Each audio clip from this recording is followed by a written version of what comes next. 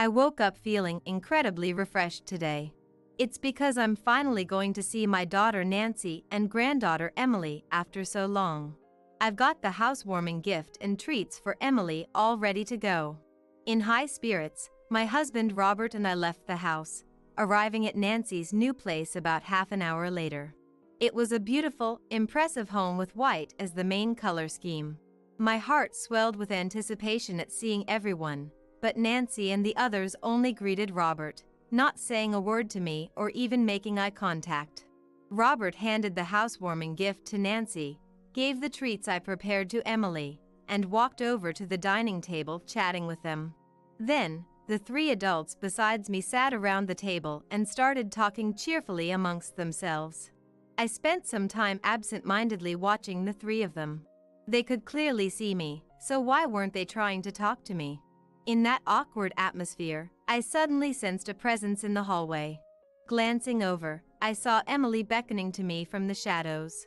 Oh, I wasn't forgotten after all, I thought, feeling relieved and happy as I hurried over to her. Emily, you've gotten so big. What is it? Grandma. Emily hesitated, seeming to have trouble getting the words out. After a short pause, she opened her mouth to speak. What? You mean? If my hunch was right. Feeling like I'd had a bucket of cold water dumped on me, I left Emily there and impulsively ran outside. About 10 minutes must have passed since I dashed out of Nancy's house. As I calmed down, I noticed my cell phone was vibrating. I'm sorry. I heard something from Emily and ran out without thinking. Actually, I need to talk to Nancy. The time had finally come to have that conversation. I'm Susan. Recently, something wonderful happened. The day after I turned 52, my colleagues at work threw me a little celebration. On my actual birthday, both Robert and I had the day off. I'd been hoping for something special, but the day passed like any other, leaving me a bit disappointed as I drifted off to sleep. Still feeling a little down, I went to work the next day, and was greeted by my coworkers' celebration, filling me with joy for the first time in a while. Look, my coworkers celebrated for me. Wow. That's great. I blurted out to Robert when I got home, still giddy with excitement, but his response lacked any emotion. I couldn't help but wonder if the specialness of birthdays just fades away after decades together. He used to be a bit more caring. Robert and I met through a mutual acquaintance 30 years ago. I was drawn to his understated kindness and friendly demeanor, and we started dating. As time passed, we got married and had a daughter, reaching the pinnacle of happiness. Up until the beginning of our marriage, he remained as kind as when we were dating. But one day, despite our daughter being born, he started coming home late or going out more often, saying it was for work-related socializing. What on earth was he doing and where was he during these work outings? Unable to put up with his frequent absences any longer, I asked Robert about it. You've been going out a lot lately. Where do you always go? Robert quietly opened his mouth to reply. The slot machines. I felt like sighing. It seemed he'd gotten hooked on gambling after starting to go with his coworkers. I know it might be hard to stop going suddenly, so I wish you'd try to cut back little by little. Hoping I could still prevent him from getting too absorbed in gambling, I made the request with my last shred of optimism. Yeah, I'll try my best. I decided to wait and trust that Robert would have a change of heart. A few days after that conversation, Nancy started attending preschool. One day, when I went to take the collection envelope to preschool, I found it was nearly empty. Did I forget to put the money in? I wondered, searching for it, but to no avail. If you don't leave for preschool soon, you'll be late. Seeing that I still wasn't leaving even as departure time drew near, Robert called out to me. Actually, I want to take Nancy to preschool, but the collection envelope I prepared is empty. Where could the money have gone? At that, Robert started to look flustered. Sorry, I was short on cash, so I used some of it yesterday. His sudden confession took me completely by surprise. Why? What did you take money from the collection envelope for? Questions raced through my mind. I was hit with an indescribable feeling, a mix of shock and confusion. For the time being, I put on a calm facade, got Nancy off to preschool, and decided to have a talk with Robert that evening. You didn't have enough money because you spent it on slot machines? How much did you use? Ugh. I'm sorry. With an apologetic look, tears welling up in his eyes, he squeezed out the words. He'd been asked to cut back on his visits to the slot machines, but couldn't stop going. Worse still, the amount of money he was pouring in increased, to the point that he dipped into our living expenses. Robert continued explaining. As he went into more detail, an even more shocking truth came to light. Incredibly, Robert had taken out loans under my name. It was so unbelievable, I had to question if this was really happening. I'll make sure to cut back on the slot machines. I won't cause you any more trouble, Susan, and I'll pay back the loans properly. Robert pleaded, tears glistening in his eyes. Could I trust this man's words? Is it even possible to quickly break free from a gambling addiction? With those thoughts swirling in my head, I decided to end the discussion since talking further wouldn't resolve anything right away. Usually, the three of us sleep together as a family, but I wanted to calm down, so we slept separately. Late at night, as I lay in the bed where Nancy was sleeping, some words flashed through my mind. We might have to divorce. I muttered softly, closing my eyelids. Casually glancing to the side, I saw Nancy's face, looking content in her slumber. If we got divorced, would that mean tearing her dad away from her? To Nancy, he's a kind dad who plays with her a lot. And Nancy is very attached to Robert, too. All right, I'll try believing in him. Thinking that hastily divorcing would be hard on Nancy, I decided to have faith that Robert would change his ways. But it wasn't that simple. Robert dipped into our living expenses time and time again. Each time, we'd discuss it, but then he'd repeat the offense. My frustration with Robert's lack of improvement grew, and some days, I didn't even want to talk to him or see his face. But I didn't want Nancy to see her parents not getting along. Single-mindedly determined not to let Nancy feel any sorrow, I refrained from divorcing Robert no matter how many times he betrayed me. Nancy, blissfully unaware of her parents' issues, grew up cheerfully, and before I knew it, she was 15.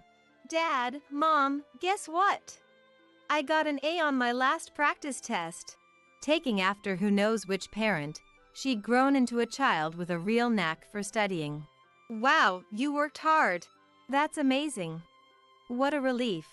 My little Nancy, her voice brimming with excitement at dinner time as she talked about her high school entrance exams. Just 2 more months until the actual exams.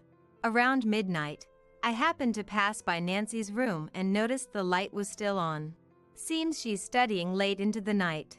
Maybe I should bring her a snack as a break. Nancy, sorry to interrupt your studying. I'm coming in for a sec. Mom, what's up? I brought you some donuts since you're working so hard. Wow. Perfect timing. I was just thinking I wanted to take a break. Nancy happily munched on the donut. She was studying so diligently every day, I started to worry she might be overdoing it. I was really impressed by how she steadily put in the effort day by day to get into her target high school. Oh, that reminds me. Dad gave me this the other day. What Nancy cheerfully showed me was a lucky charm for passing her exams.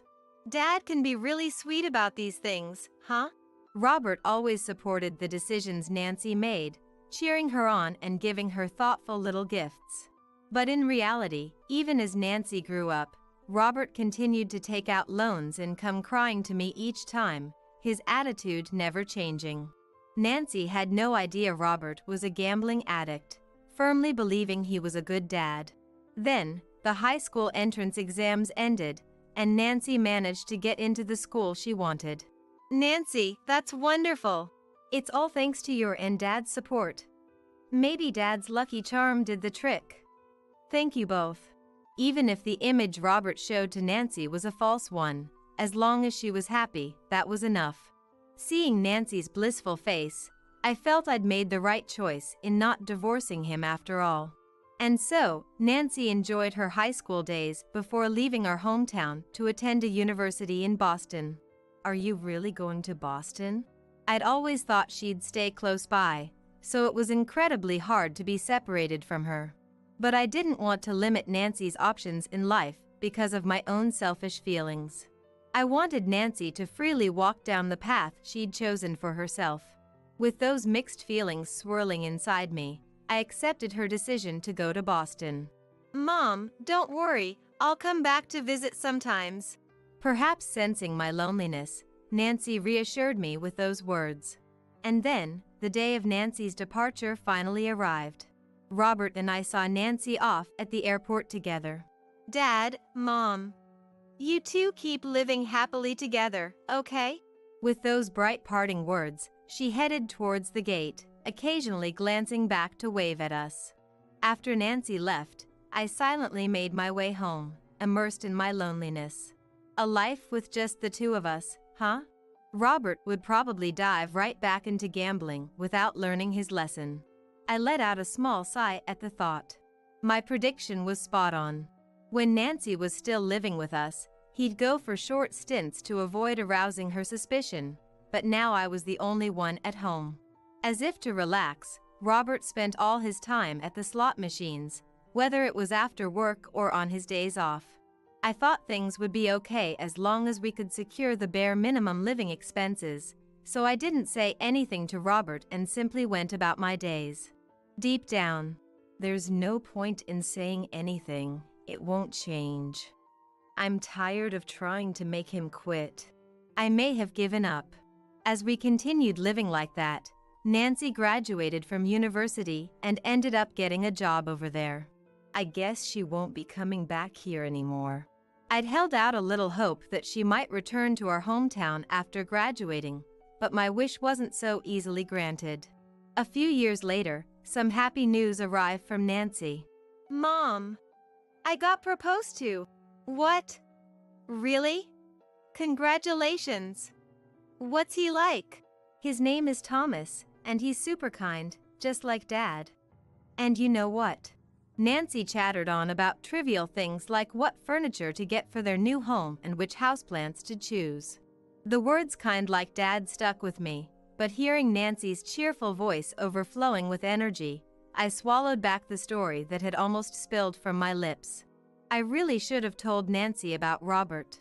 But if she found out that the dad she'd always thought was kind was actually a gambling addict drowning in debt, it would surely break her heart. It was enough for me to bear the sorrow and pain alone. Telling myself that, I let the chance to confess slip away. A year later, even more joyous news came flying in. Nancy had given birth to a child. Watching the video, I saw an adorable baby, so tiny it seemed like it might break at the slightest touch, yet crying out with a powerful voice. Our very first grandchild. I wanted to go see the baby right away, but it wasn't a distance I could easily visit. The child was named Emily, and since I couldn't go meet her, Nancy would send me photos and occasionally video call me instead. Each time I heard from Nancy, I could sense Emily growing up healthily and steadily into a cute little girl. When Robert was home during video calls with Emily, I'd call him over to join the conversation, and when photos of Emily arrived, we'd look at them together. My frustration with Robert hadn't been resolved, and after it became just the two of us living together, we could only manage the bare minimum of conversation, but when talking about Emily, we were able to chat naturally like a normal couple.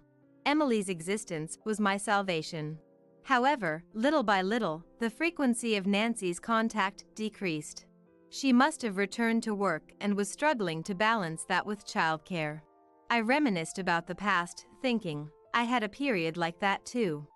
Back then, no matter what I was doing, I was so busy and it was tough. When she is going through turbulent times with work and parenting, getting contacted more than necessary must be unsettling. I held back on reaching out to Nancy myself, hoping she'd contact me once her life settled down and she had more breathing room. Then, around the time Emily turned 5, Robert, who had unusually come home in time for dinner, said this. Nancy's family is moving to the next town over, apparently. Seems like Thomas got transferred or something. Really? They contacted you? Yeah, I was busy so I only heard the brief version though.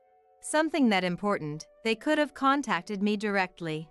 Feeling a little miffed in my heart that they hadn't reached out to me, I was still overjoyed that Nancy would be moving nearby. I'll try giving Nancy a quick call next time I have a day off. I can't wait for my next break. With those thoughts swirling in my head, I was somehow able to sleep soundly that night. Then, when my day off came, I opened up my cell phone to contact Nancy. About to make the call, a casual thought popped into my mind.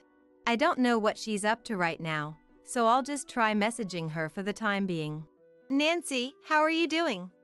Are Thomas and Emily doing well too? I heard from Dad that you're moving to the next town over, is that true? Fill me in on the details next time you have a chance.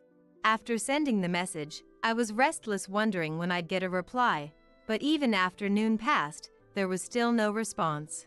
That night, I finally got a response from Nancy. Sorry, I've been busy. Our house in the next town will be finished at the end of May. We plan to move in June. I see. Let me know once you've settled on a moving date. Nancy's curt message conveyed just how busy she was. I wanted to keep in touch more, but I ended our message exchange so as not to bother her. A few months later, the day arrived for Nancy and her family to move. I was looking forward to seeing Nancy and Emily for the first time in a while. I woke up feeling unusually refreshed and found myself humming while getting ready. I've got the housewarming gift and the treats for Emily too. All set. Are you ready to go? Yeah, I'm good. Let's head out. Robert and I set off together for Nancy's housewarming party. After a few dozen minutes, we arrived at Nancy's new home. It was a gorgeous, impressive house with white as the predominant color. My heart swelled with anticipation, wondering how much Emily had grown as I entered the house. Hey there, Thomas. What a marvelous home you've built. Robert, long time no see. Please, come on in. Dad, welcome. Come in, come in. Yay! You're finally here. The moment they spotted Robert, the three of them rushed over to usher him inside. As Robert forged ahead, I quietly followed behind. Still, it seemed like all three of them only greeted Robert, without saying a word to me or even making eye contact. Deciding I must be imagining things, I took a seat on the living room sofa. Here's the housewarming gift. And some sweets for Emily. Wow, thanks for going out of your way, Dad. Did you pick these out? No, Susan chose them. I see. Oh, Dad. You like this wine, right? Thomas likes it too, he says. With that, they headed over to the dining table, where the three adults excluding me sat around chatting cheerfully. I spent some time absent-mindedly watching the three of them. It wasn't my imagination that they weren't speaking to me or meeting my gaze. It's not like they couldn't see me, so why weren't Nancy and Thomas trying to talk to me? Could it be that I'd done something to cause this? Even Emily, who I'd video called with so much, wouldn't come near me. Maybe she'd forgotten my face since it had been a while since our last video call. I sat on the sofa, questions swirling in my mind about Nancy and Thomas's behavior. In that uncomfortable atmosphere, I absent-mindedly sensed a presence in the hallway. Glancing over, I saw Emily beckoning to me from the shadows. Emily was going to talk to me. Feeling relieved and happy that she hadn't forgotten me, I hurried over to her with quick steps. Emily, you've gotten so big. What's up? Do you have something to tell Grandma? Grandma. Emily hesitated, seeming to have trouble getting the words out. The next moment, the words that spilled from Emily's mouth were beyond anything I could have imagined. I want you to stop taking money from Mommy and Daddy. Shocked, I asked her to repeat herself. What? I'm taking money from your parents? I was completely baffled by this sudden accusation that I had no recollection of. When had I ever taken money from Nancy and her family? And why would Emily, at just 5 years old, be telling me this? I'm sorry, Grandma doesn't really understand this talk about money. Did your parents say something? I gently asked, trying to get some information on why Emily had brought this up. I overheard Mommy and Daddy talking. They said because Grandma takes money, Mommy and Daddy are in a lot of trouble. They said they can't give you money anymore. Don't cause trouble for Mommy and Daddy. Emily pleaded with me, her eyes welling up with sadness. Seeing Emily's sorrowful face, I instinctively patted her head. As I stroked Emily's hair, I came to my senses. Could it be? I had an unsettling premonition. For the past year or two, Robert had stopped mentioning money to me. I hadn't paid it much mind, assuming his gambling luck had simply been good lately. If my hunch was right. Feeling like I'd had a bucket of cold water dumped on me, I left Emily there and impulsively ran outside. After running for a bit until I was out of breath, I sent Robert a message. Then I hurriedly headed to a nearby spot. About 10 minutes must have passed since I dashed out of Nancy's house. As I calmed down, I noticed my cell phone was vibrating. However, before I could pick it up, the vibration stopped. Looking at the screen, I saw several missed calls from Nancy. For the time being, I called Nancy back to apologize for leaving her house without a word. I'm sorry for suddenly disappearing without saying goodbye. That's okay, but after I noticed you were gone, Dad abruptly left too. What's going on with you two? Nancy sounded perplexed. I'm sorry. I heard something from Emily and ran out without thinking. Actually, I need to talk to you, Nancy. The time had finally come to have that conversation. I had no recollection of what Emily had said. It was almost certainly Robert's doing. Robert must have been borrowing money from Nancy and her family without telling me. At this rate, Robert would surely keep demanding money from them over and over. Desperately wanting to somehow prevent Nancy from going through the same painful experiences as me, I finally resolved to come clean. I know you love your dad very much, Nancy. But your mom, well, I've been constantly troubled by your dad. Yeah. Even before you were born, your dad got hooked on gambling. He couldn't break free from his addiction, and at its worst, he'd dip into our living expenses. What? Really? Nancy seemed shocked by this side of Robert she hadn't known. But that's not all. He's taken out a lot of loans under my name. I'm still steadily paying them back, but your dad hasn't changed, so the repayments are far from over. Wait a minute, something doesn't add up. Isn't it that you're the one in debt and struggling? Did Nancy think I was the one with the loans?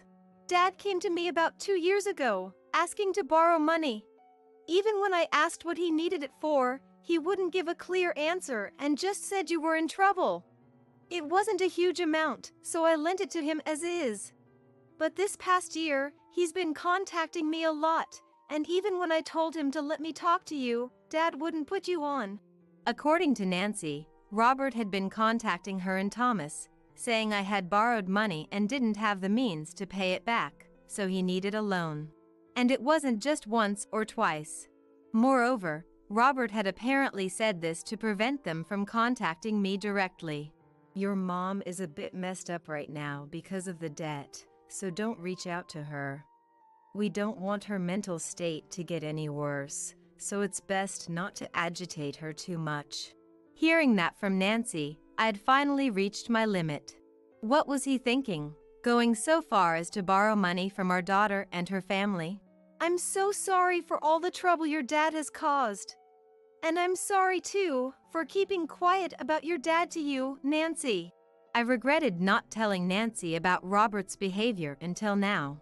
Because of my silence, I couldn't even fathom how much hardship I'd put Nancy and Thomas through. Thinking back on all the missed chances, wishing I'd spoken up back then, I was overwhelmed with remorse. You were so fond of your dad and really close to him.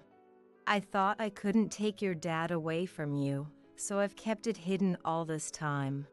I wanted to be good parents in front of you, to be a happy family. Nancy listened in silence for a while as I spoke through my tears. Then, after a short pause, she said in a trembling voice, "If you were struggling so much, I wish you'd told me at the time. Did you not rely on me even when I was older, when I became an adult? No matter what, my love for you and Dad will never change, and because we're family, we can talk about anything, can't we?" Nancy's words brought an endless stream of tears. So, do you know why Dad rushed out in such a hurry earlier? That's right. I had completely forgotten about Robert. After I heard the story from Emily, my anger towards your dad exploded and I went to City Hall. I got the divorce application forms. I can't take it anymore, so I'm divorcing him. That's what I messaged him. Then, he must have seen the message on his phone and panicked. Dad was in such a rush, he left the front door wide open when he took off. Thanks to that, he didn't even get to drink his favorite booze. Well, it's his own fault though, Nancy said with a laugh. Nancy, I'm divorcing your dad. Yeah, thank you for hanging in there all this time. And I'm sorry too, for believing what Dad said and treating you so coldly. Can you forgive me?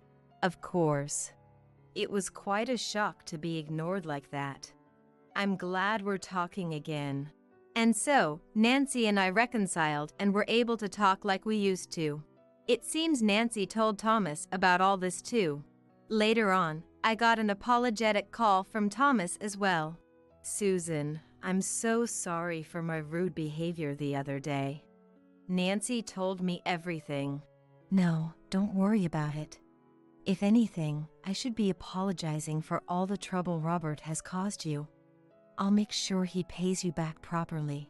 By the way, I have a friend who's well-versed in divorce cases. Would it be all right if I introduced you?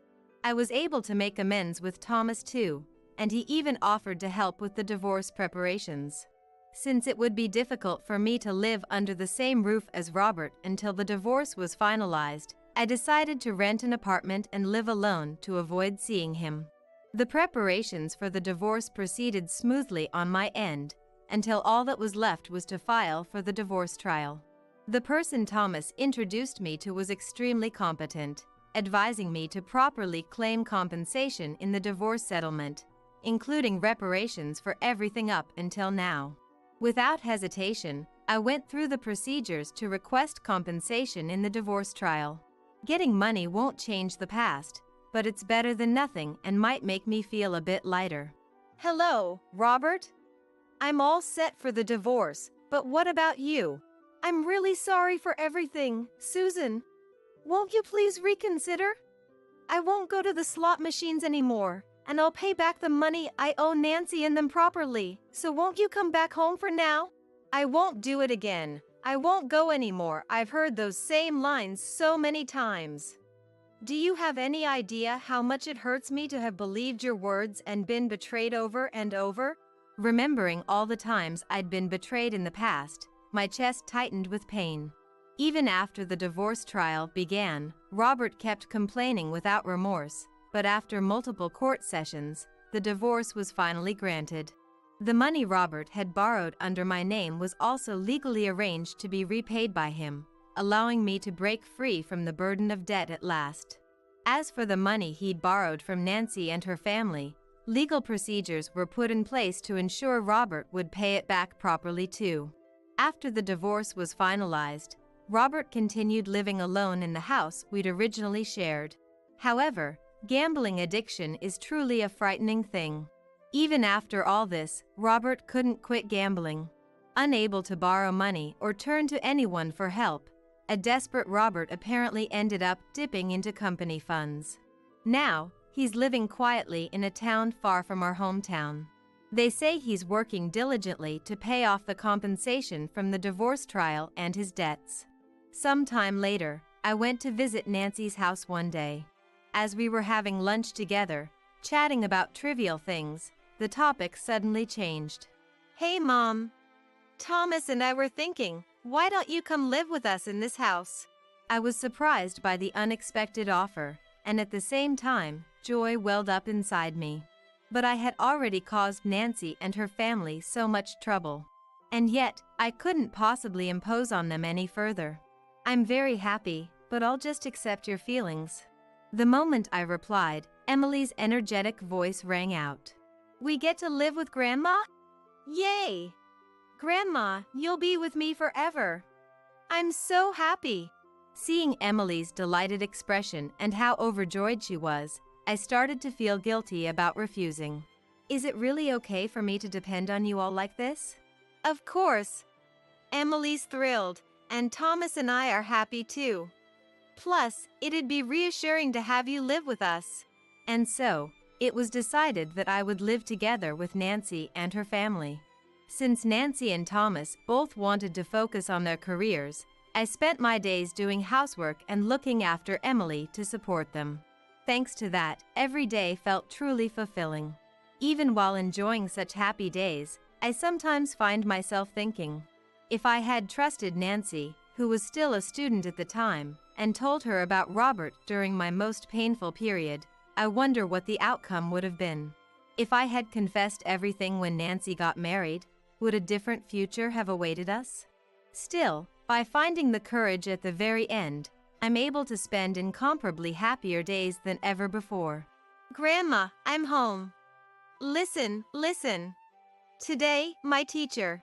As I watched Emily cheerfully sharing about her day with a radiant smile, I wished for this happiness to continue forever.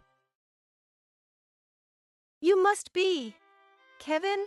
I hadn't seen my grandson Kevin since he was in elementary school, but I was certain it was him. He should be a freshman in high school this year, so the age fits. However, I didn't recognize the child he was carrying on his back. Hi, Grandma, it's been a while. Tears distorted my vision. I didn't know what to say, moved by the painful sight and the joy of reunion. Grown up now, he was, unlike me, never one to wear his emotions on his sleeve. Please, can you let us stay for the night? I didn't know what had happened, but there must be a reason they were out in this snowy weather, thinly dressed and at this place. The effort it took to come this distance in the snow, carrying a child, must have been immense. The child on his back was shivering. Their limbs were red and black from the cold, lips turning a shade of blue-purple. Kevin's legs were shaking, barely able to hold the child on his back any longer. I was about to nod, as if to say of course. Don't be ridiculous. I won't take care of that kid. My husband, Brian, who was supposed to be watching TV in the back of the house, came stomping to the entrance. He must have heard our conversation. Even I flinched at his presence, so a high schooler like him must be terrified. However, I see, he said with a smile. A hollow smile that twisted just his lips. It was as if he had expected this all along. My name is Abigail. I live a leisurely life in the countryside, a bit away from the city center. Now in my late 60s, Brian has retired, and we live on our pensions. Brian has always been incredibly stubborn and difficult. When he was working, he often clashed with others and seemed to be in constant trouble. But those who knew him well understood that Brian was just clumsy. He hated dishonesty and was hard to sway once he made up his mind. And he was terribly bad at expressing his feelings. Back then, I knew that Brian was more stubborn and clumsy than others, so I sometimes stepped in to help. I wasn't as capable at work as he was, but I was better at socializing. In a sense, we were opposites, but we naturally got along. We supported each other, eventually started dating, and got married. After getting married, we were blessed with our son, Matthew, right away. Brian, stubborn as he was, seemed to pour his kind of love into him. Thanks to that, Matthew grew up well, got married, and was blessed with Kevin. It seemed like our happiness would continue forever, but it didn't turn out that way. We've grown distant from Matthew for several years now. A huge fight between Brian and Matthew was the start of the rift. Even I, who usually stayed neutral, ended up taking Brian's side, so much so that I haven't seen him for years. And because of that, I haven't seen Kevin in a long time as well. It's been lonely not seeing my dear grandson, but it seems there's nothing I can do. It all started with Matthew's marriage. Matthew married a woman he had been dating since his student days, Isabella. Isabella lived nearby, and our families got along well, so Brian and I wholeheartedly celebrated their marriage. I remember when Kevin was born, Brian lifted him up with a beaming face, as if he was a different person. It was around the time Kevin entered elementary school that Isabella started coming to me with concerns. Matthew comes home late, and there are too many overtimes and weekend shifts. I tell him not to push himself too hard. I was touched by Isabella's genuine concern for him. Having a small child, his overtimes and weekend work must have been a significant stress. Brian was also a workaholic and had a tough time, so I could understand her feelings all too well. I also reached out to Matthew a few times, equally worried. Working too hard could break him. And if the company was that bad, it might be worth reporting to the appropriate authorities. That's what I advised. Before I could finish, Matthew let out an exaggerated sigh. It's different from Dad and Mom's time. Don't butt in. I'm doing what I want to do. And yelled. From his tone, I realized the company wasn't forcing the overtime or weekend work on him. What had suddenly happened? As a child, he used to complain about his dad always being busy with work. He wasn't particularly devoted to his job. It seemed like he viewed it merely as a means to earn money and live. Isabella must have been well aware of this, which is probably why she confided in me. My worry turned into suspicion from that day on. Sure enough, my sense of unease grew over time. Not long after, I received shocking news. What? Isabella has passed away. Tears filled the call from Isabella's parents. She had been hit by a truck while walking along a national highway. She was walking in a place without sidewalks at night, and the truck driver apparently didn't see her. Isabella was a serious and calm person, someone who wouldn't recklessly cross a national highway. At least, the her I knew wasn't that kind of person. Later, I heard that she had been acting distracted before the accident. Her parents occasionally received frantic calls from her. The content of those calls made my blood run cold. She said Matthew was having an affair. She knew the other woman was Madison, a clerk at his workplace. Why she was in a dangerous place where the accident occurred remains unclear. However, Isabella's parents believe that the shock of Matthew's affair led her to a nervous breakdown. I remained in shock for a while after the call ended. After receiving a message from Brian that he was on his way to the hospital, I finally snapped back to reality. By the time I arrived, Brian, who had left work early, was already at the hospital. Only Isabella's parents and Kevin, being held by them, were there. Apparently, the news of the accident was first sent to Matthew, but there was no response. Then it reached her parents, and finally, he was contacted at the very end. Despite his company being much closer to the hospital than our house, he was the last to arrive. And he didn't seem to be in any rush or showing signs of panic. What the hell are you doing? Brian, having heard about Matthew's demeanor and his affair, furiously confronted him. I had never seen Brian so angry. Yet, Matthew was defiant. I did have an affair. But what happened to her was an accident, right? It's not my fault. The affair was her fault, not mine. He blamed the root cause on Isabella not paying attention to him after Kevin was born. Once a child is born, parenting becomes the priority. However, for Matthew, who had always been the center of attention in the family, it was unacceptable that someone else was prioritized, even if it was his own son. Thus, he couldn't prioritize a lifestyle that favored Kevin, leading to Kevin not being very attached to him. This vicious cycle resulted in feeling out of place in his own home. He yelled in front of the late Isabella that her nervous breakdown was her own fault. Her parents broke down crying at his irresponsible words, and Brian was a step away from hitting Matthew. I could only try to calm Kevin, who started crying harder at the sight of the adults' argument. At that moment, I felt so helpless, watching the situation and not being able to do anything.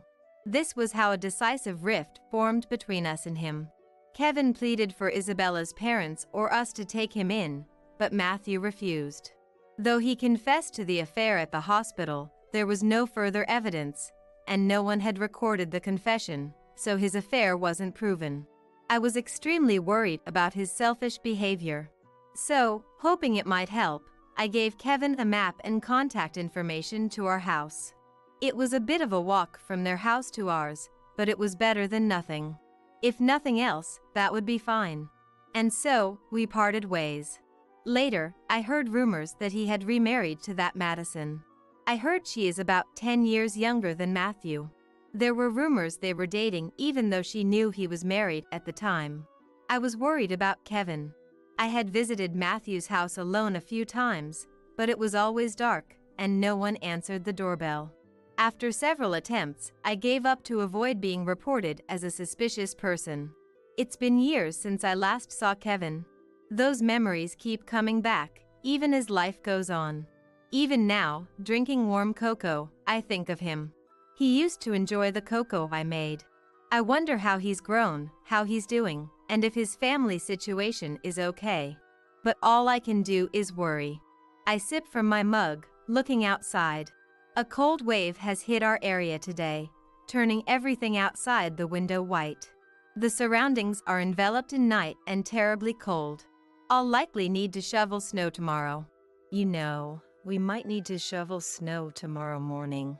I was about to discuss tomorrow's shoveling with Brian, who was watching TV, when the doorbell rang. Brian and I look at each other. We don't know anyone who would visit us on a snowy night like this. With a bit of fear, we open the sliding door to find a high school-aged boy standing there, carrying a small child on his back. His appearance catches my attention. The boy wears a slightly wrinkled white shirt under a school jacket and worn-out sweatpants. The small child is in a t-shirt, a thin hoodie likely for autumn, and shorts. Both have red limbs and a little snow piled on their heads and shoulders. Long footprints lead from the pure white garden to the road. It seems they walked here in this attire. As I realized this and looked at the boy's face, I was surprised. You must be Kevin? I hadn't seen Kevin since he was in elementary school, but I was certain. The corners of his eyes droop like Isabella's, and his nose is just like Matthew's. He should be a freshman in high school this year, so the age fits. However, I didn't recognize the child Kevin was carrying. Grandma, long time no see. Indeed, the high school-aged boy was Kevin. Tears distorted my vision. I didn't know what to say, moved by the painful sight and the joy of reunion. Grown up now, he was, unlike me, never one to wear his emotions on his sleeve. Please, can you let us stay for the night? I didn't know what had happened, but there must be a reason they were out in this snowy weather, thinly dressed and at this place. They must have come here relying solely on the address I gave him when he was young. The effort it took to come this distance in the snow, carrying a child, must have been immense. I was about to nod, as if to say of course. Don't be ridiculous. I won't take care of that kid. The one who came stomping to the entrance was Brian, who was supposed to be watching TV in the back of the house. It seems he heard our conversation. Even I froze at his angrily raised voice. Long having been together, if I'm taken aback, Kevin, a high schooler, must be terrified. Worried, I looked at Kevin and the child. But Kevin, unfazed by Brian's demeanor, muttered quietly, looking down. I see, he said, smiling. It was a hollow smile that twisted just his lips. It was as if he had expected this all along. Anger rose in me at Brian for causing Kevin to make such an expression. No matter how stubborn or unforgiving, what kind of attitude is this towards an innocent, beloved grandson? Just as I was about to speak up. I'm cold. The child on his back shivered. His limbs had turned even redder, his lips more purple. Kevin's legs were shaking, no longer able to carry the child on his back. Brian glared at the child on the back. We need to get to a hospital first. If you're not going, I'll take the car out. Oh. Brian, wide-eyed, silently grabbed the car keys and hurried to the garage. I knew he could be hard to understand, but in his way, Brian was worried about Kevin and the child. Can't take care of that child, huh? Always short on words. It meant the child was in too dire a state to be cared for at home. Right, that's the kind of man he is. I hadn't realized until now, but there was a hint of panic in Brian's actions. I followed his words and urged Kevin to the garage. You've done well to make it this far. We're going to the hospital, so you can relax now. Let me carry the child. Oh, no, it's okay. Kevin's face showed surprise, then confusion, as if trying to make sense of the situation. During this time, he readjusted the child on his back and, prompted, began walking towards the garage. It seems Kevin grew up to have a strong sense of responsibility. He always worries about the kids, putting himself last, even though he's shivering with terrible frostbite. It was my role in the car to reassure him that everything would be okay. Afterwards, we managed to find a hospital open at night, and Kevin and the little one were able to see a doctor right away. When asking the doctor about their condition, they were diagnosed with frostbite and malnutrition. Fortunately, because we got them to the hospital immediately, there was no danger to their lives. I felt relieved. While he was being treated in the warm hospital, Brian was not his usual self. He was visibly worried, asking the doctor detailed questions about their condition and holding their hands to ease their anxiety. I wondered where his usual grumpy face had gone as I glanced at him, waiting for him to recover. Hours later, after receiving 4 fluids, Kevin were able to join us on our way home before dawn. In the car back, I asked him one question. It was about the little one he had been carrying. He had filled out the hospital paperwork, writing the child's name as Robert, aged 5. As expected, his response was as I thought. Robert was his half-brother with a different mother. In other words, another grandson for Brian and me. Cautiously, I asked about how they had been living at home up to now. Their attire, light despite it being winter, said it all, but I had to ask. Sure enough, Kevin revealed that he had been treated coldly by his stepmother, Madison, because he was from his father's previous marriage. He was always verbally abused and discriminated against in daily life, including meals. He couldn't even get new clothes. The school uniform he wore was the warmest clothing he had. Matthew, who should have been his real father, showed no interest in him. He essentially ignored whatever Madison did to him. Robert, the child of Matthew and Madison, was cherished as a baby by both. But as they gradually stopped caring, it became a nuisance, huh? They started to push Robert's care onto him. They always put themselves first, unable to prioritize their children. Luckily, he adored his much younger brother Robert. He had been taking care of him since he was in middle school. Just thinking about how Kevin had his own needs during adolescence, yet had to care for Robert, was heart-wrenching. Despite his inexperience, Kevin's dedication was evident in how close Robert felt to him. Robert, not used to being in a car driven by someone unfamiliar, was tense and didn't speak a word. He clung to Kevin, not wanting to be away from him, a clear testament to their bond. Finally, I asked why they had come to our home in the dead of winter, a journey difficult to make on foot. He was initially reluctant to speak. Yet, sensing my concern, he gradually opened up about their situation.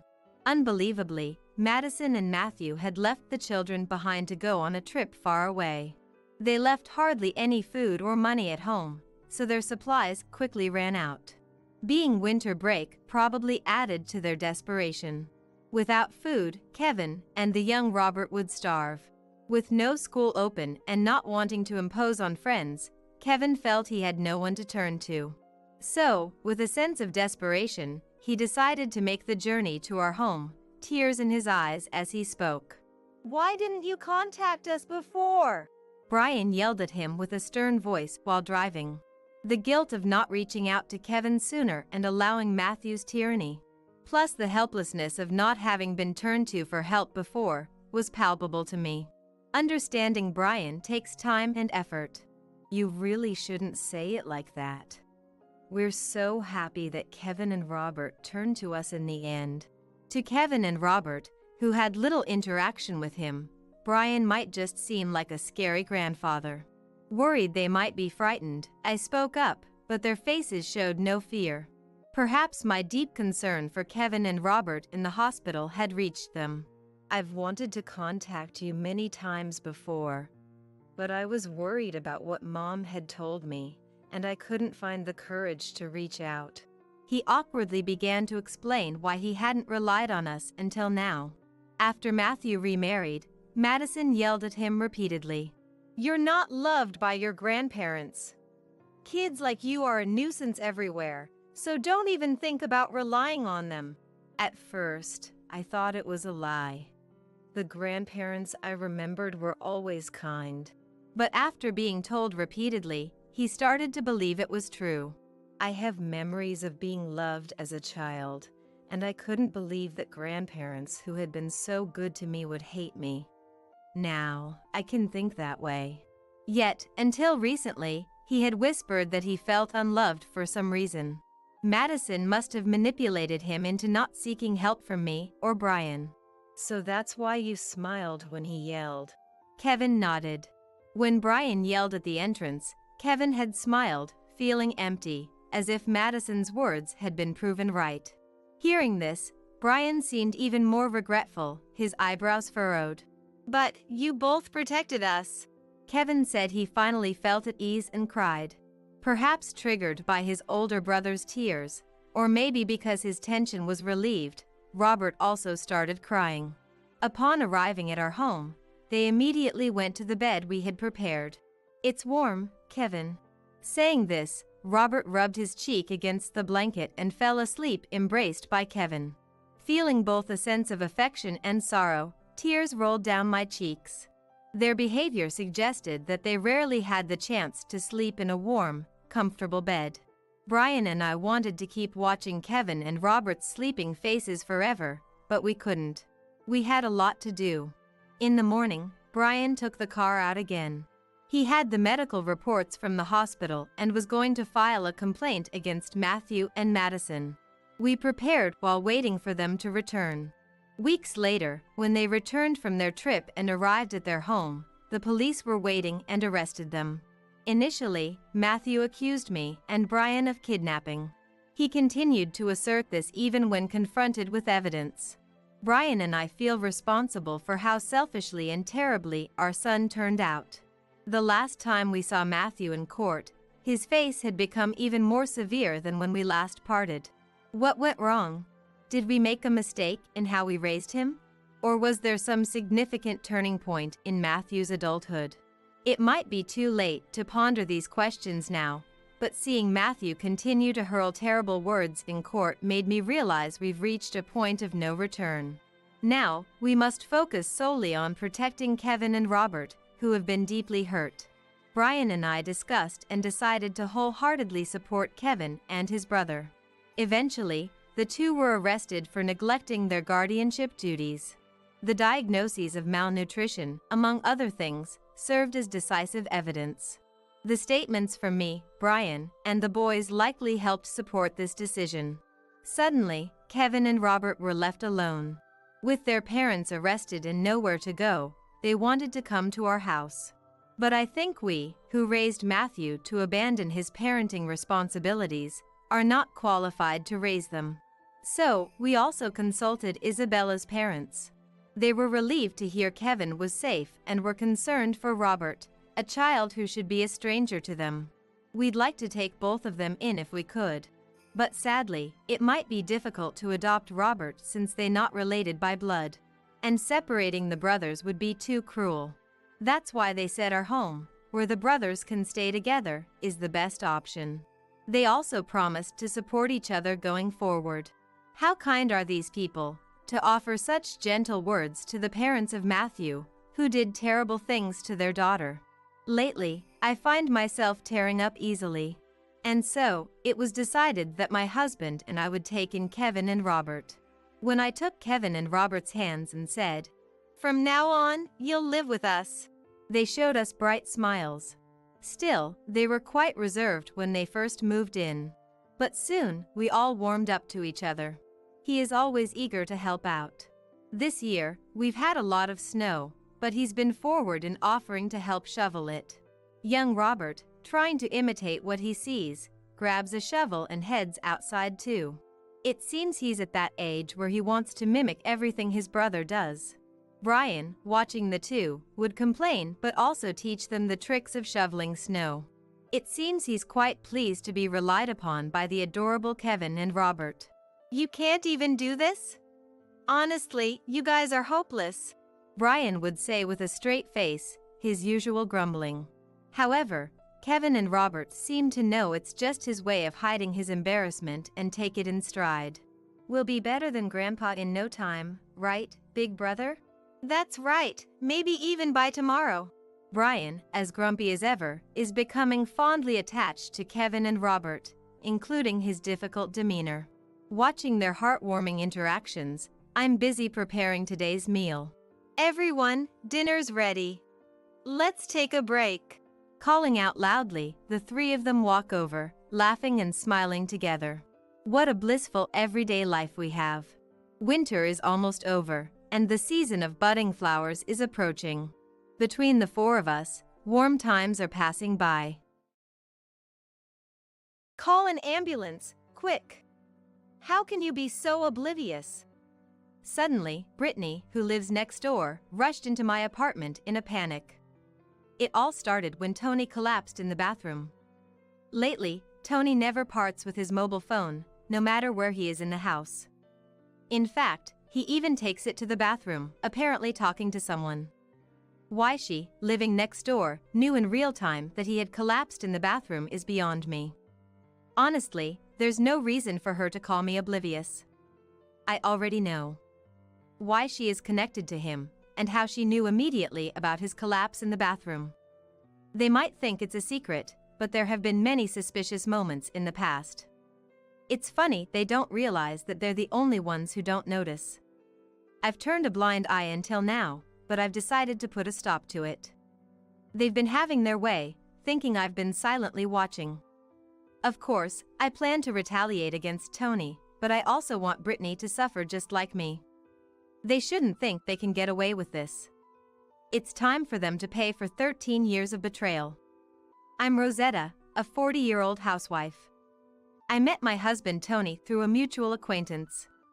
At my age, I long to marry and build a warm home. A friend suggested I meet Tony, saying it wouldn't hurt just to meet. I was all work and no play, with no chances to meet anyone. Watching my friends get married, I wondered what life with someone I loved would be like. Thinking it was just a meeting, I said yes, only to find an unexpectedly great connection. Our hobbies and topics of conversation matched, and our conversational pace and rhythm felt incredibly comfortable. It was as if we had met before, and I wanted to see him again. I had dated a few men before, but none with whom I could talk so freely. My first impression of Tony was of a caring man, always putting me first. I quickly fell for his ever-present kindness. "Rosetta, I thought this would suit you." "What's this? It's not my birthday or our anniversary. Can I open it?" "Please do." Inside the box he handed me was a beautiful lemon yellow dress. "It's lovely. I've never worn a dress like this. I wonder if it suits me." "It's definitely going to suit you, Rosetta. I want to see you in it here." "Here?" I'm a bit nervous. I quickly tried on the dress. "Yeah. The size is just right. It suits you as I thought. I'm happy. Thank you." He nodded with satisfaction as he looked at me. Though kind to me, I sometimes caught a glimpse of his stern side. It was mostly during work-related calls. Even on dates, he'd occasionally receive calls and issue instructions. I'd find myself admiring his commanding presence. He, a manager, seemed to be always busy, even on his days off. It must be tough getting work calls even on your day off. Well, it's not too bad. But it can be tough dealing with incompetent subordinates. Oh, we should head out. Our restaurant reservation is coming up. Laughing, we hand in hand hurried to the restaurant we had reserved.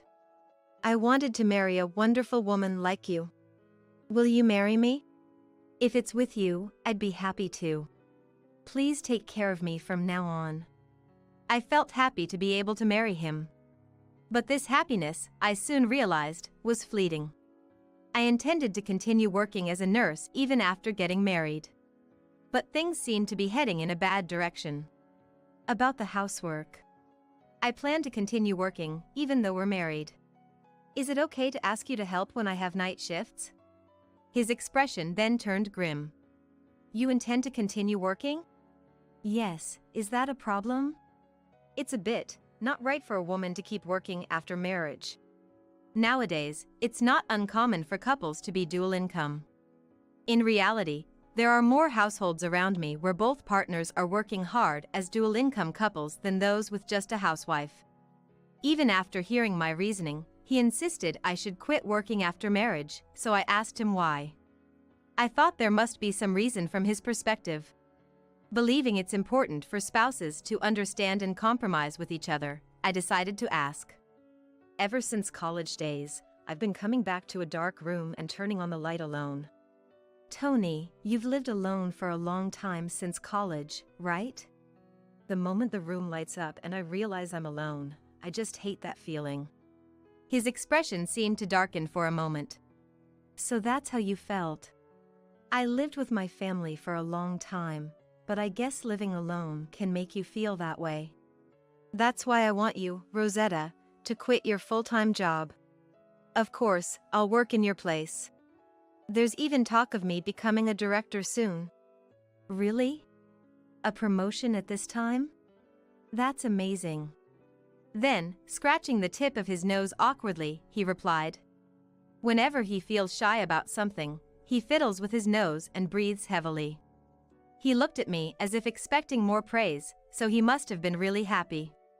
He always prioritized career advancement, working hard to be recognized at work, so this honor must mean a lot to him. It's not a big deal for someone like me.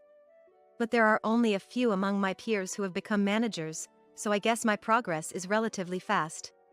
Proudly saying this, I felt a hesitation beside him. Sensing my indecision, he leaned in and said, You're not going to cling to your job when I, your husband, am asking you this humbly, right? I was speechless at his expression, one I had never seen before. It was unbelievable, and instinctively, I felt I shouldn't meet his eyes anymore, a strange sensation. Being told this, I felt I had no choice but to quit.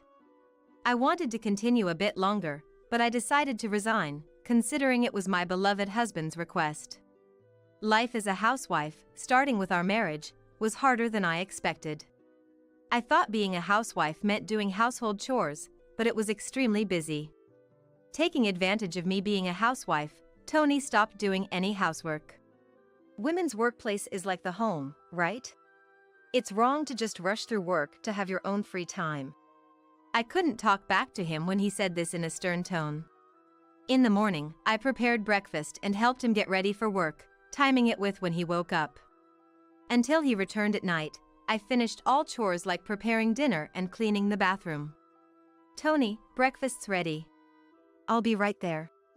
He sat down at the table, looking around leisurely and sighed deeply. You know I went out for a work-related drink last night, right?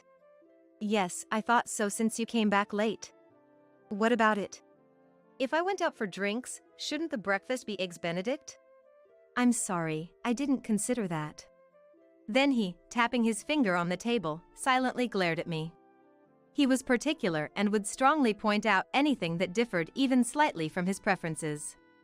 Hey, is this where the vase was supposed to be? A normal vase placed beside the TV stand. I bought it thinking it would add a nice touch to the home since he likes flowers. I haven't decided exactly where to place the vase, but I wonder if something went wrong. The vase? I moved it a bit since it was blocking the TV view. Tony clicked his tongue and glared at me. With this angle, it blocks the view of the painting from my seat. A masterpiece obscured by flowers. What were you thinking? So selfish to prioritize watching TV. I didn't mean to. I'm sorry. Try to understand the feelings of a man who's dealing with such a selfish woman. He kept blaming me relentlessly. Hearing how inadequate I was, I started to strongly believe I was a terrible person. Rosetta, you've always lived at home and only worked as a nurse, so you might not understand, but society isn't so kind, you know? Being limited to the medical world like that. When he said this, I started to feel anxious, wondering if my narrow perspective was causing him discomfort. You say you're a doctor or nurse, but in the end, you only know a narrow world, don't you? Yes, I suppose. I've been working at the same company for 30 years since graduating from college, so I'm good at sensing these things. I'll teach you, so be sure to pay attention. Honestly, I felt that continuing as a nurse would have been far better. His relentless sarcasm often lasts for 2 to 3 hours. Showing any sign of displeasure means starting all over again with the lectures, so I'm not even allowed to look upset. I focused solely on giving answers that would satisfy him or nodding as if I were listening. While it's possible to ignore Tony's sarcasm, there's another issue that's been bothering me for a while. Brittany, our next-door neighbor. She seems to be a successful influencer, and her voice can be heard every night during her broadcasts. Despite living in a well-insulated condominium, the sound leaks through, indicating she must be playing at a very high volume. I've been troubled by this noise since moving in 13 years ago and have complained 2 or 3 times. Remembering those times still makes me angry. Since those complaints, it seems I've been marked as an enemy in her eyes. Every time we pass each other, she clicks her tongue at me. Although it's a regular occurrence, it's still unpleasant to experience every night. Don't you know what kind of person the neighbor is? He looked at me sharply when I asked. Is there a problem with the neighbor? I hope it's not trouble with them. No, it's not trouble, but the noise. I was wondering if there's something we could do about it. I don't think it's a big deal. Just don't confront the neighbor directly, okay? Saying that, he ended the conversation and drank his beer. I haven't brought it up since. Tony often comes home late at night due to his busy work schedule. I try to wait up for him, but sometimes I fall asleep. One night, I thought I heard Tony's voice and tried to get up, thinking he was home, but I was too sleepy. I needed to get up quickly to avoid making him angry. However, when I got up, I couldn't see him anywhere. Huh? Didn't he come home? I could hear Tony's voice, but where was it coming from? Listening closely. It seemed to be coming from next door. It also sounded like he was talking to someone, but was he talking to Brittany? Why would his voice be coming from Brittany's apartment at 1 a.m.? Feeling uneasy, I decided to use some savings I had hidden away from my working days to hire a detective. I never thought I'd be the one to hire a detective. What the detective found was unexpected. However, I still felt it wasn't the right time to confront Tony with this evidence. As the year-end approached, I had a bad feeling. With the long holiday break around the corner and the unpredictability of what might happen on the last day of work before then, I felt a bit heavy. That year-end, Tony came home a bit early from his last day of work before the long holiday, seemingly in a good mood. He had been drinking and was more relaxed than usual. Lately, he'd been irritable and taking it out on me, so this was a bit of a relief. Welcome home, Tony. You're home early today. Yeah, it's the day before the break, so I had a few drinks with colleagues. I see. Must have been tiring. Looking at the fridge, he asked for more alcohol. Hey, I'm not done drinking. Get me something. It was a good thing that he was in a good mood, but his face was clearly flushed from drinking too much. Your face is all red. Haven't you drunk a bit much? Drunk too much? Are you saying I can't hold my liquor? Alcohol is essential for office workers. I'm not weak to it.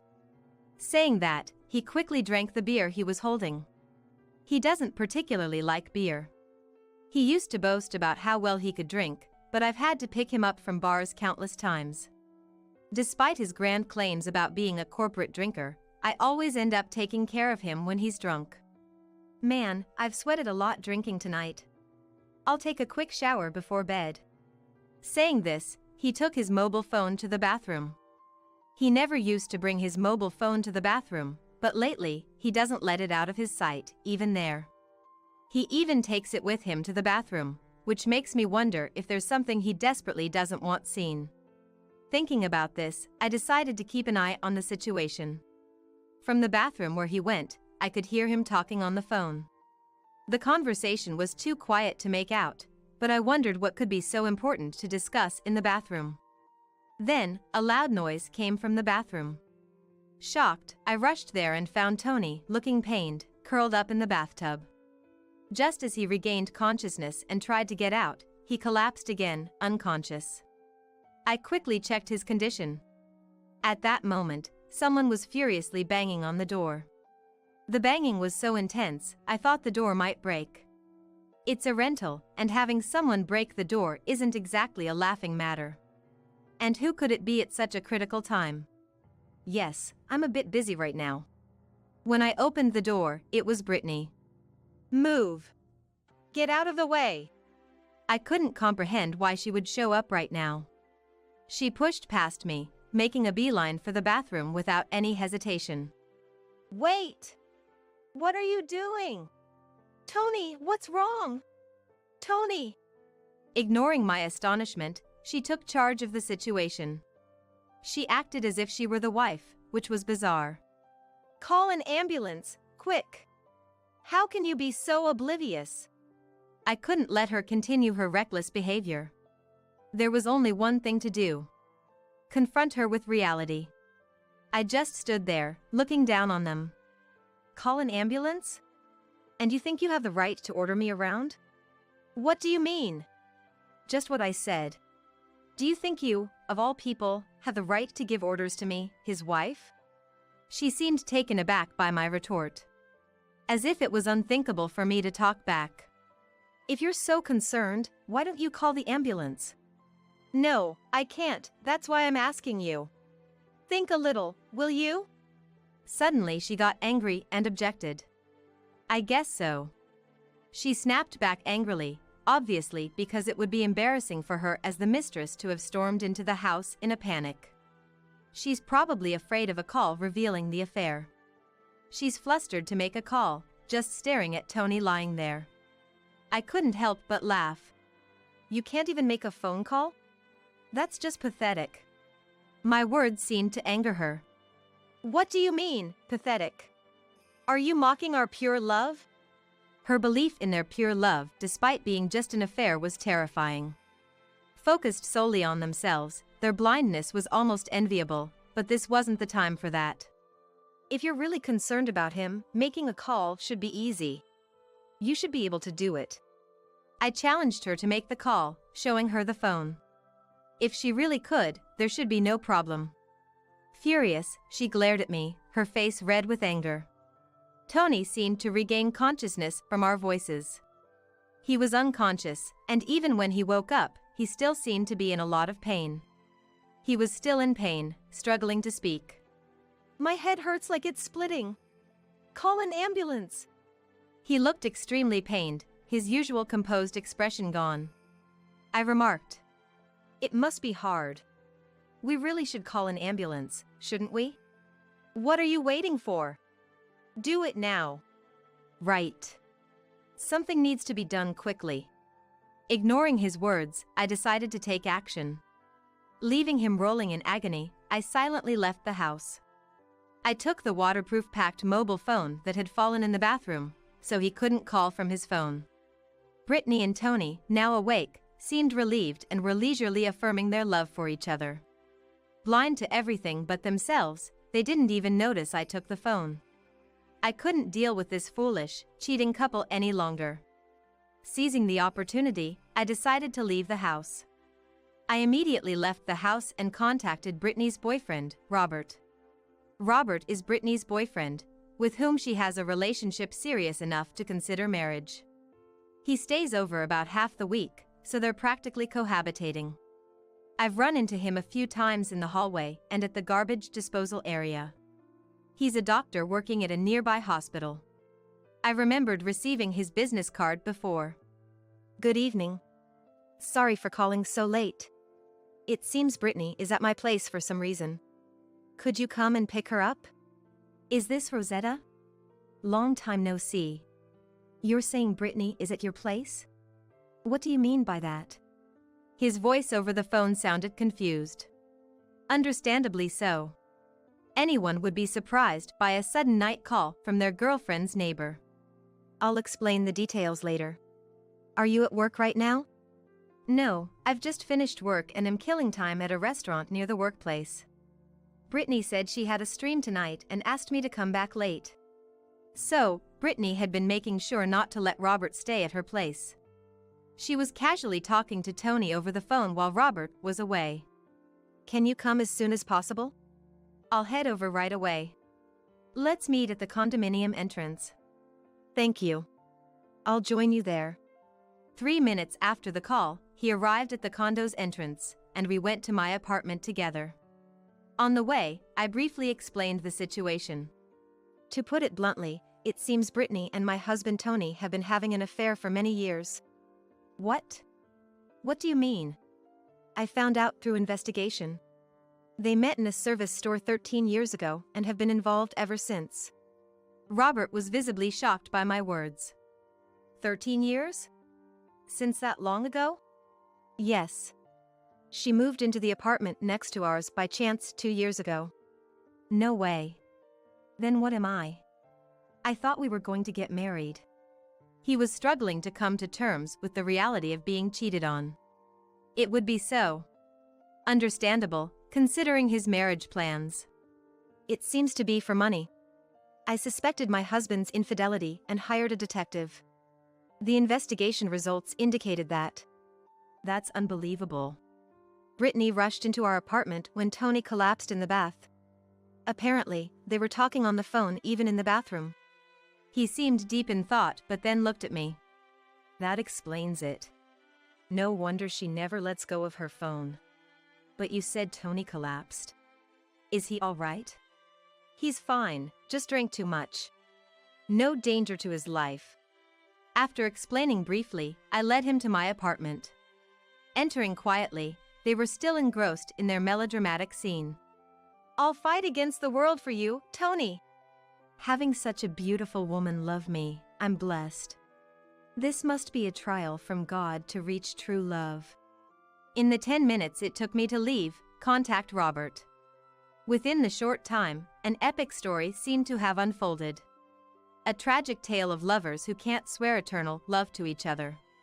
I was surprised Tony could spout such cheesy lines. Glancing at Robert beside me, he looked indescribable.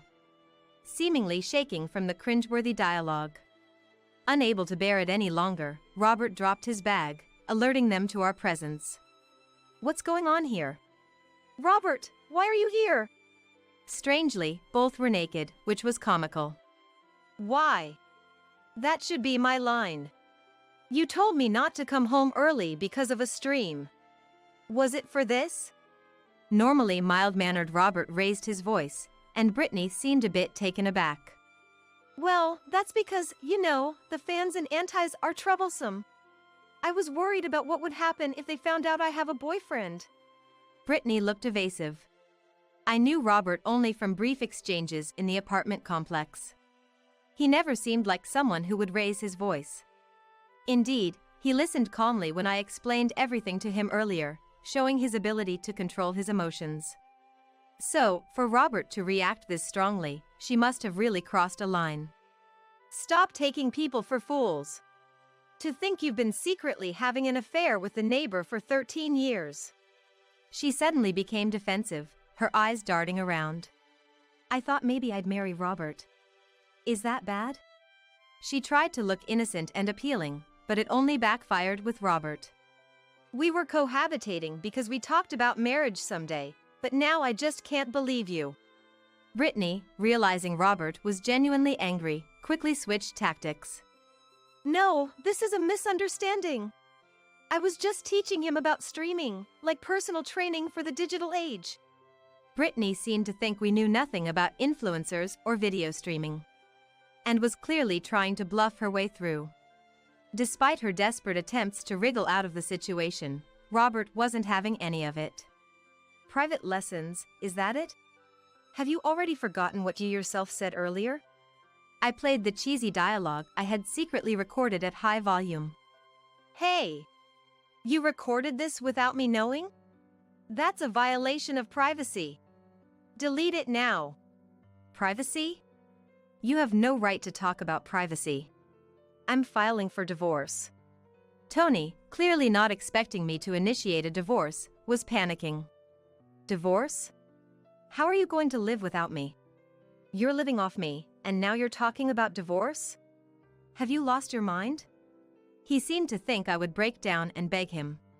His male superiority mindset was apparent, still in disbelief over the current situation.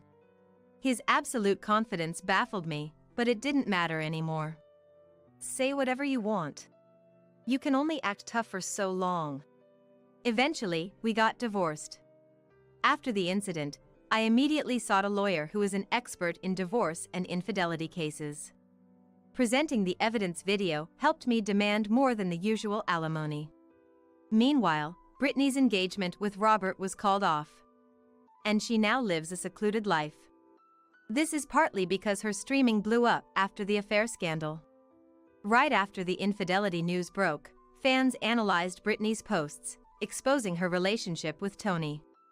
The fans' sharp eyes discerned details from subtle reflections and background elements in her posts. The posts and their hints led to the discovery of her affair with him. The scandal affected Tony too. His company received numerous calls, forcing them to acknowledge the situation. He was fired, for his company took the situation seriously. The company must have wanted to get rid of the trouble. I guess so. After all, a high-profile influencer's affair with a married corporate employee from major enterprise was criticized heavily. When the company's stock dipped around the time of the scandal, they couldn't ignore it any longer. Now, he struggles with the public's disdain and rarely goes out, a consequence of his own actions. He's often the subject of online posts, making it risky for him to venture outside. I ran into Brittany once after the turmoil. She appeared as if waiting for me while I shopped at a grocery store near my workplace. How come you're living comfortably off a big settlement while I suffer? Isn't that unfair? Her audacity was typical. There's nothing unfair about it. It's all the result of your actions. I have nothing to say to you. And what's with your high and mighty attitude? Because of you, my engagement was broken off. She approached me, growing more agitated. I was so close to marrying a doctor. Just stop it, will you? You've been secretly having an affair while engaged, and yet you're playing the victim. I can't understand your logic. You should mind your behavior. What do you know? You're the one who's the talk of the internet now. If someone sees this, it'll end up online again. Realizing the risk, Brittany quickly covered herself with her hood and left in a hurry. Since separating from Tony, I've been enjoying my single life. Living at my own pace is wonderful. I've returned to my nursing job, surprisingly recalling much of my previous knowledge. Surprisingly, my body seems to remember, and I am able to do a certain amount of things. Though I once doubted my future, I now live a fulfilling life, forgetting Tony and Brittany as my form of revenge. Ah! Look, it's the bitch! My 6-year-old daughter pointed at the woman who had come to our house. Today was the day my son brought his fiancée over. I quickly lowered my daughter's pointing hand and bowed repeatedly to the fiancé, embarrassed by the terrible thing my daughter had said to her. Upon hearing this, my daughter looked up at me with pure curiosity and said, "But, sis was happy being called a bitch." My name is Trinity. At 31, I'm living my life juggling work and parenting. You could say I'm a working mom. My husband, Michael, is also 31. A kind and justice-driven man, Michael is a well-respected salesman within his company. He's supportive in both childcare and household chores, always taking the initiative without me having to ask. It's truly a blessing, especially when I come home tired from work. Marrying Michael was the best decision of my life. Every day, I'm grateful for my husband, Michael. Our daughter, Yasmin, is 6 years old. Full of growth and energy, Yasmin's curiosity knows no bounds. Every day she discovers something new and excitedly shouts, "Mom, look!" enjoying her own little world. It's a relief when she can play by herself, especially when I'm tied up with household chores. Reaching my 30s, I've noticed a waning interest in the wider world, making Yasmin's daily joy frankly enviable. With my husband often away on business trips, he's mostly home only on weekends and holidays. Since I often work weekends too, the days when the whole family is together are rare. However, we're a close-knit family, making the most of our time together, whether we're going on trips or playing locally. Our family relationship is very healthy. Occasionally, my mom, who lives nearby, comes over to visit. Yasmin adores my mom, always exclaiming, "Grandma! Grandma!" in excitement. It's heartwarming to see my mom happily respond with a "Yes." to Yasmin's calls. For me, busy with work, my mom's presence is invaluable. Compared to mom, I've always had a strained relationship with my dad. There's no clear reason, but our personalities just don't mesh. We have different perspectives, and it seems we disagree on everything. You encounter such people at work too, but the best strategy is usually to keep your distance. It seems Dad feels the same way, hardly ever showing up at my house. Even when I introduced Michael, Dad opposed our marriage. His reason being, "Something about him just doesn't sit right. Something about him just doesn't sit right." Such a selfish reason. To oppose the person your daughter has seriously chosen to be with, just because you don't like something about them, is just too selfish. My already poor relationship with Dad only worsened after he opposed our marriage. But I went ahead and married Michael, ignoring my dad's opposition, because it's my life. Maybe out of a sense of guilt, I found myself avoiding Dad after the wedding. I get along well with Michael's parents, my in-laws, who live far away. When we can take long vacations in summer and winter, I take Michael and Yasmin to visit them. Yasmin has been familiar with them since she was little, so she's not shy at all and is very dear to them. I've always been close to my brother Trevor, who is 5 years older. Our attachment to each other might seem a bit unusual to some. We even exchange emails daily. I share updates about Yasmin's growth and family events, while Trevor vents about work. Whenever something about Yasmin troubles me, talking to Trevor usually helps me forget by the next day. That's how important Trevor is to me. Currently, Trevor, who works for a major corporation, is not only kind and stylish but also handsome. It's a wonder why he doesn't have a girlfriend. Though he's popular, he seems uninterested in romance. His lack of interest in love is, ironically, what draws women to him, something Trevor hasn't realized. Despite everything, we've been living a happy life, supported by a loving family. Then one day, I got a phone call. "Hello? Trinity? It's me." The caller, unusually, was Trevor. Maybe it was just my imagination, but Trevor's voice seemed unusually lively. "I've got a fiancé." My intuition was right. "No way. Congratulations. That's great, Trevor." I was as happy for my beloved Trevor as if the good news were my own. A smile naturally spread across my face. "Trevor, you're so cool but never seemed interested in love. You finally met the right person. I'm so happy for you." So, who is she? When I asked, Trevor said a bit shyly. She's someone you'd get along with, really kind. I'll introduce her when you come to our parents' house in 3 months. In 3 months, got it. Let me know when it's closer, and I'll take time off work. And with one more. Congratulations. I ended the call with Trevor. Even after hanging up, my excitement didn't fade. My beloved Trevor was getting married. I wondered what his partner was like, hoping we'd get along well. Filled with anticipation, I looked forward to the 3 months until Trevor's visit. Then, one day, on the way back from picking up my daughter Yasmin from the childcare center, she suddenly said, Mom, I want to have a doggy.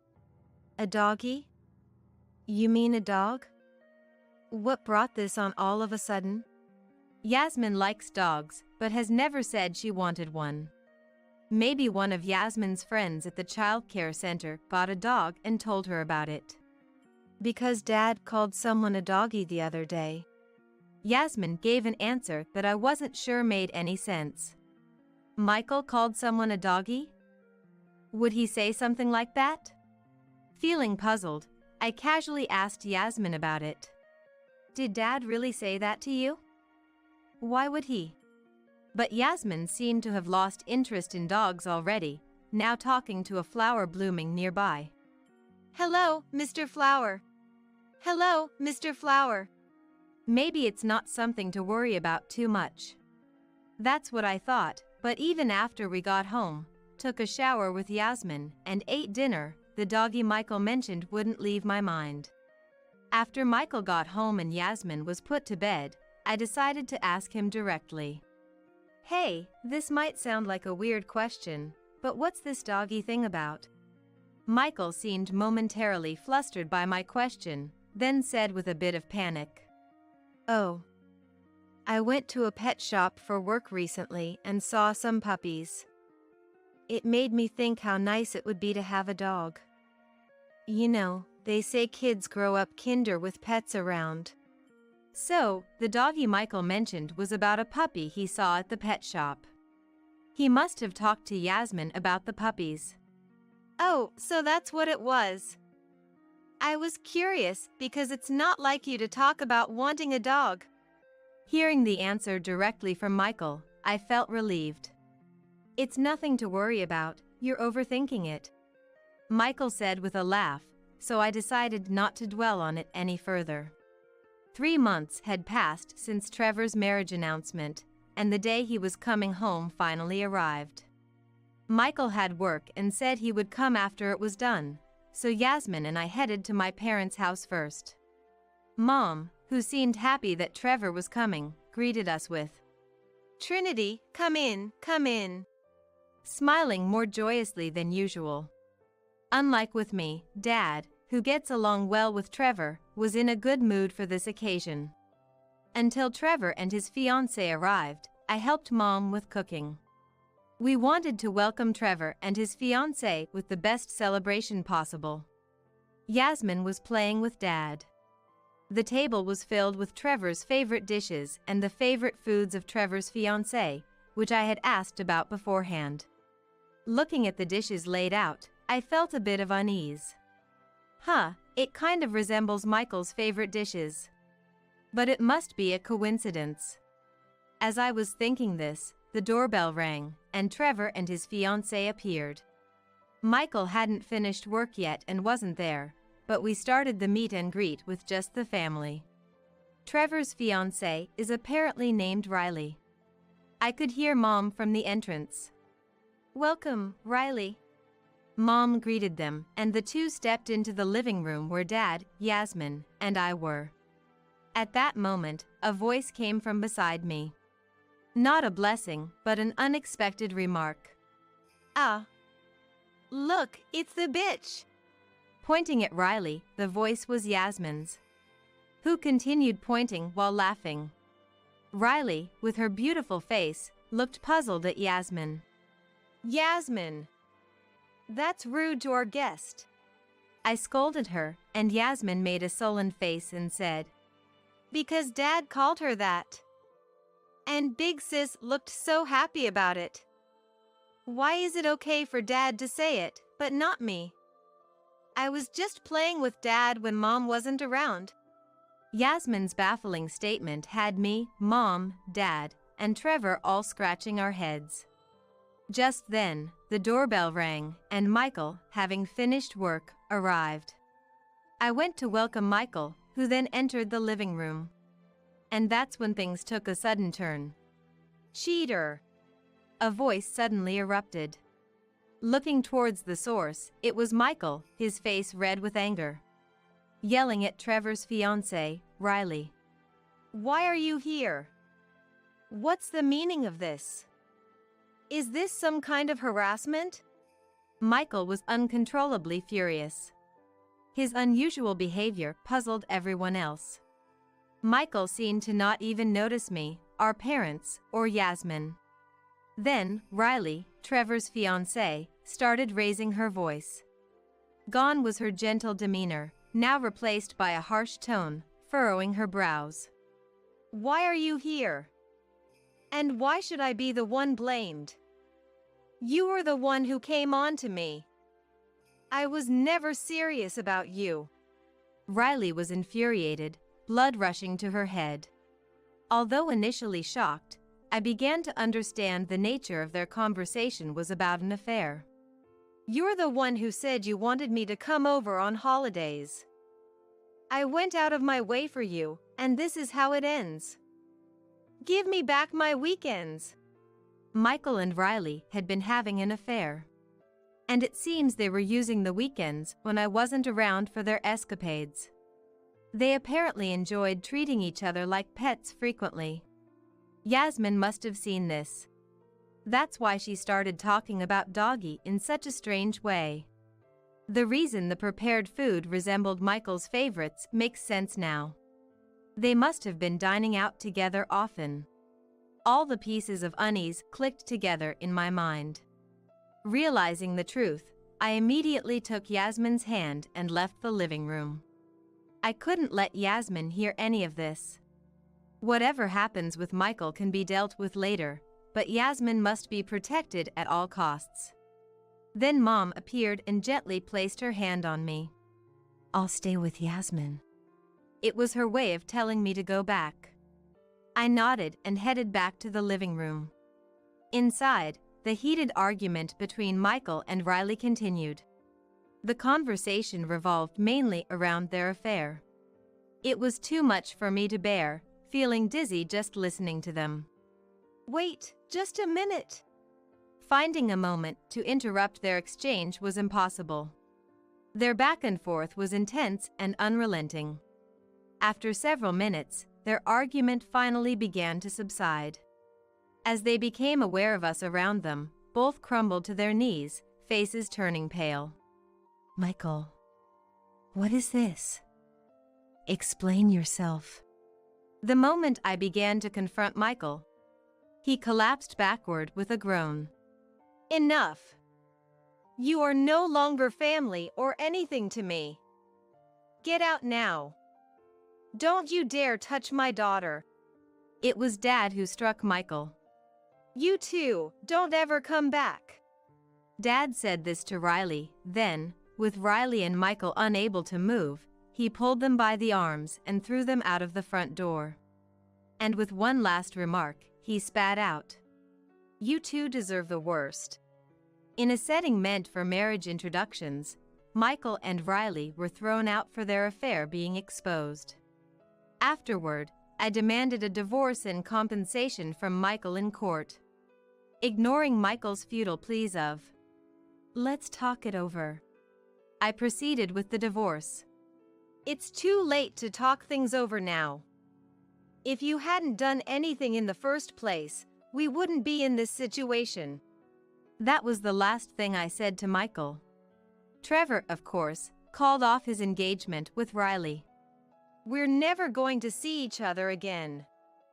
Don't contact me. Riley, in tears, pleaded with Trevor to reconsider the broken engagement. Please. I won't see that man again. Just give me one more chance. But Trevor, like me, dismissed Riley. People who do such things once will do them again. He then demanded compensation for the broken engagement from Riley. After the divorce, rumors of Michael's affair quickly spread throughout his company and to his clients, eroding the trust he had slowly built up. He was transferred to a department with no work to do, leading a life devoid of excitement.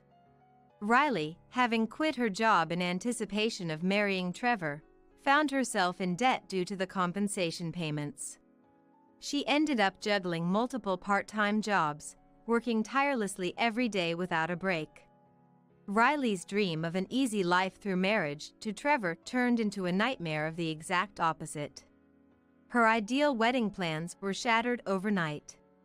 It's true what they say, wrongdoing doesn't pay. Having closed the chapter on Michael, I returned home with Yasmin. Mom looked at me, slightly worn out, and asked with concern, "Trinity, are you okay?" Mom, I'm fine. It's good that Yasmin found out before she got any older. Some of it might stick in her memory, though. Then, to Dad, who was reading the newspaper in the living room. Dad, who had struck Michael at that moment. I could never have been as decisive. Dad, thank you for what you did with Michael. You were right. I was swept up in the moment thinking he was the one, but I should have been more discerning in judging people. When I apologized to Dad, he looked up from his newspaper and said to me, "Trinity, I'm sorry. I should have been more assertive in stopping you. I thought it would make you unhappy, but I didn't have a clear reason. Just not liking someone isn't enough for you to be convinced, right? Maybe I was just convinced that Dad and I didn't get along, that we weren't close. It's not your fault, Dad. I've learned a lot from this experience." Laughing together, Dad and I looked at each other as if to say, what was all that past conflict about? That's just how family relationships are, it seems. Misunderstanding each other for no reason, and before you know it, making up. I hope Yasmin and I can build that kind of relationship from now on. As for Trevor, he was shocked by Riley's affair and insisted he didn't want a girlfriend for a while. I'm done with that kind of pain. To think that the person I was about to marry was having an affair with my sister's husband. After living as a bachelor for some time, nursing his wounds, Trevor finally began to move on from Riley. He eventually married someone from a company he was dealing with. Trevor's new wife, a beautiful and wonderful woman, was truly deserving to walk by his side. Can I tell Uncle? Really? My 7-year-old niece said this as she alternated her gaze between my son and my husband. My son is about to turn 3, but he still can't speak. My niece, talking as if she's having a conversation with my son, looked up at my husband with a worried expression. Uncle, you see. My name is Melanie. I work at a staffing agency, and my husband, Timothy, works at the same company. Timothy and I met as colleagues at the company, and since we were close in age, we started dating through work consultations and eventually got married. Then, I became pregnant with our son, Hunter, and took maternity leave and parental leave. When Hunter turned 1, we looked for a childcare center to enroll him in, and I went back to work as planned, originally intending to return immediately. While sending our child to the childcare center, I worked to get back into the pace of work, and with Timothy's help, we managed to get through the busy days of work and childcare without any spare time. When we absolutely couldn't manage, or when Hunter got sick and had to leave the childcare center early, Madison, my mother-in-law who lives nearby, would often pick him up from the childcare center or watch over Hunter while I did household chores. We were very grateful, but Madison gradually started suggesting that we should quit the childcare center. In fact, Hunter was relatively advanced compared to children his age.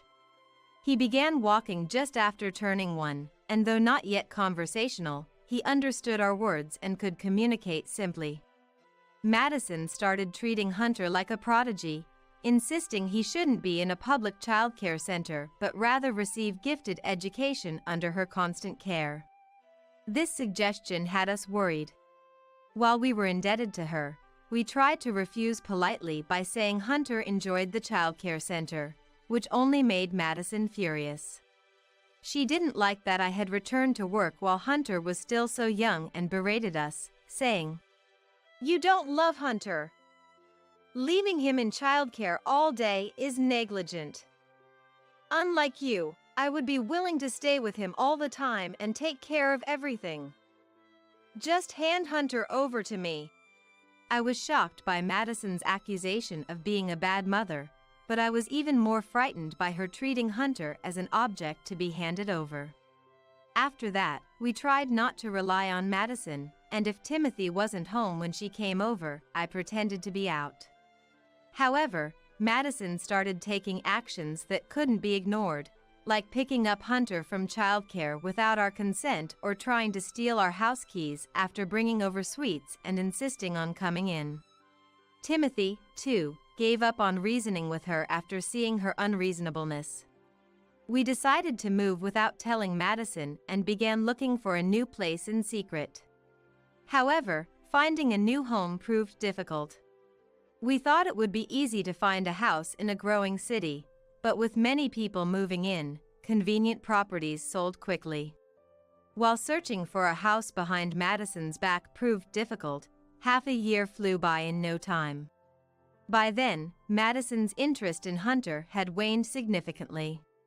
Actually, even at a year and a half, Hunter still wasn't speaking at all. He used to babble a lot when he was younger, but lately, he's been completely silent except when crying. Taking him to the hospital worriedly, we found nothing abnormal. We were told that language development varies greatly among children and to keep a careful watch, so we went home carrying our worries. Seeing Hunter like this, Madison did a complete turnaround from treating him as a prodigy, declaring, "Not speaking much just means he's a disabled child. There must be something wrong with Melanie's body, and that's why she gave birth to a strange child. I don't know why Timothy ever married someone like her." And she labeled it as a disease.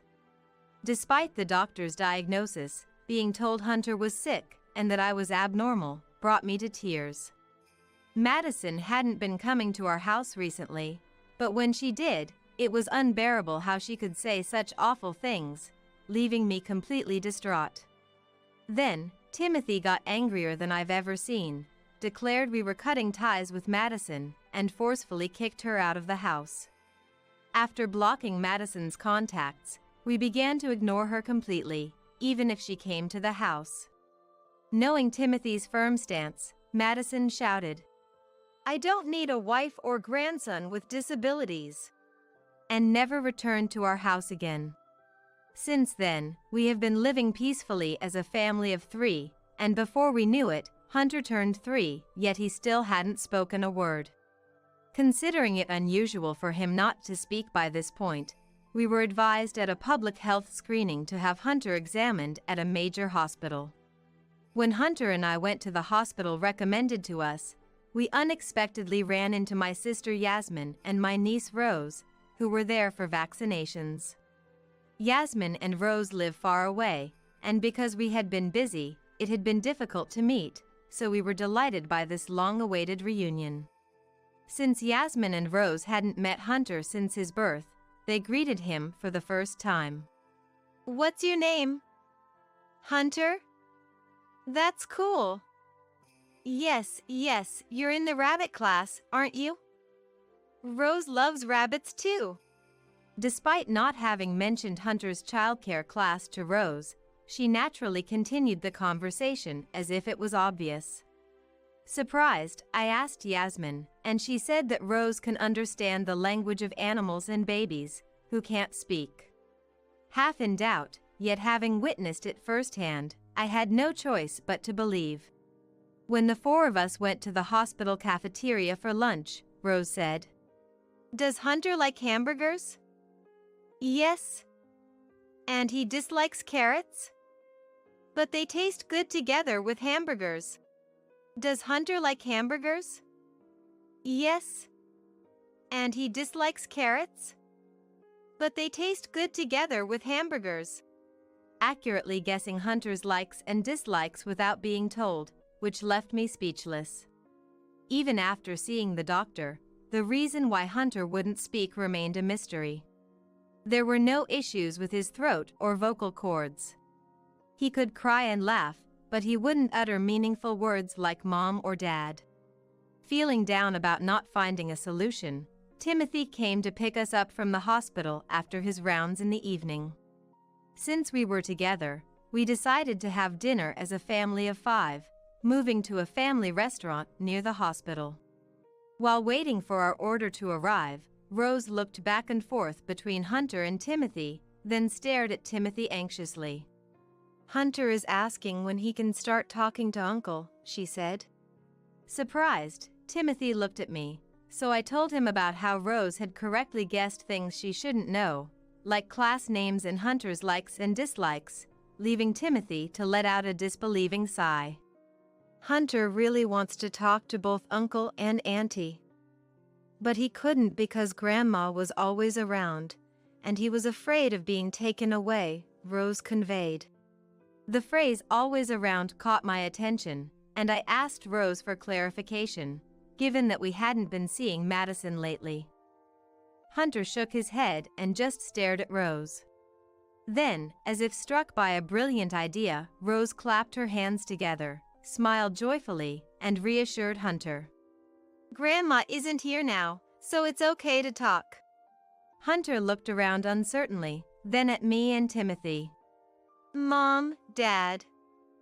Is Grandma really not here? Hunter's words came out so fluently that Timothy and I were shocked. As Yasmin calmed us down in our near panic, Hunter reached out his arms, asking to be held. Hastily, I lifted him from the child's seat onto my lap, where he grabbed my hands and happily kicked his legs. When I was a baby, Grandma said she was going to take me home to talk a lot. I didn't talk because I liked Dad and Mom's house better. Hunter had simply chosen not to speak. This must have been around when he was about a year old. Recalling Madison's insistence on gifted education and her wanting to take him home. Furthermore, Hunter expressed his desire to talk to Timothy and me but felt he couldn't. Because Grandma is always there. Inside Hunter's home, in the car, even at the rabbit class, he said. I was baffled by how Madison, who didn't live with us, could always be there, even in the car or at the childcare center. Then, remembering the timing of Madison's visits. On days we hadn't told her about hospital visits or when we received notifications about language training, Madison invariably showed up. Whispering my dreadful suspicion to Timothy, he looked at Hunter in dismay. Can you tell where Grandma is in the house? Timothy's soft question led Hunter to list several locations. Hearing his responses, Timothy's face turned red, and he trembled with emotion. Apologizing to Hunter for not noticing, we thanked Yasmin and Rose for their help before rushing home to confirm our bad hunch and take necessary actions.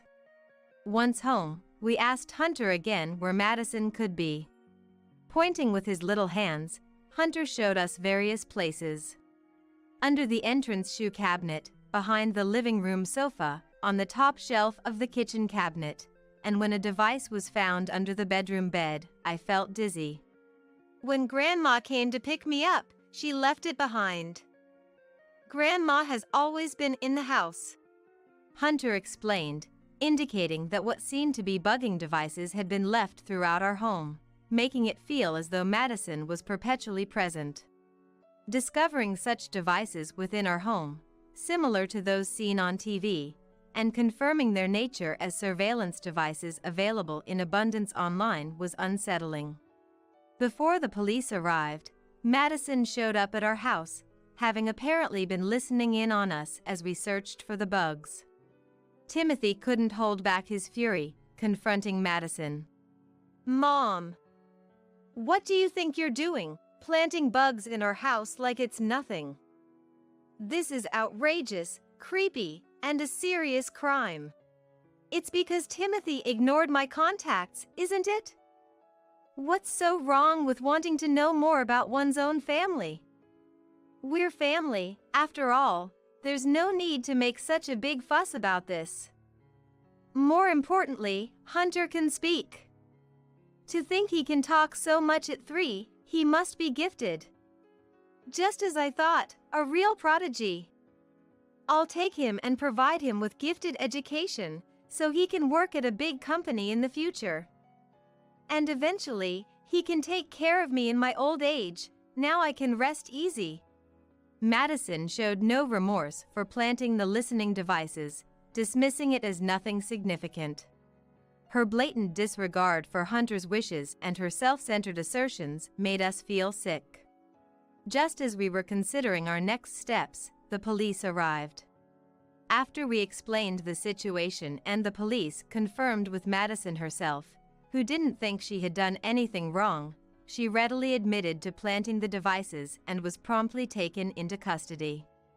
Despite her resistance and insistence on her innocence, revealing the locations of the devices led to her being packed into a police car and taken to the station. Following Madison's confession, a specialist recommended by the police found numerous listening devices in our home and car.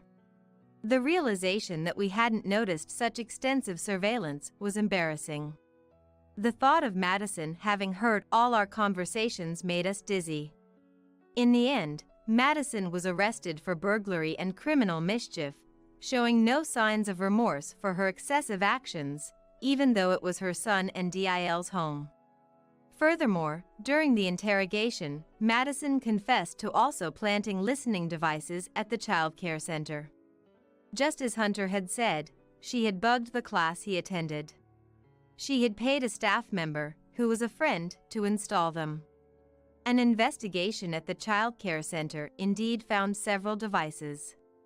The staff member who assisted Madison faced serious legal consequences and disciplinary action. Timothy was deeply affected by his mother's disturbing behavior. But most importantly, for Hunter and me, we decided to move away from this town filled with unpleasant memories as quickly as possible while Madison was preoccupied with police proceedings, seeking a peaceful life.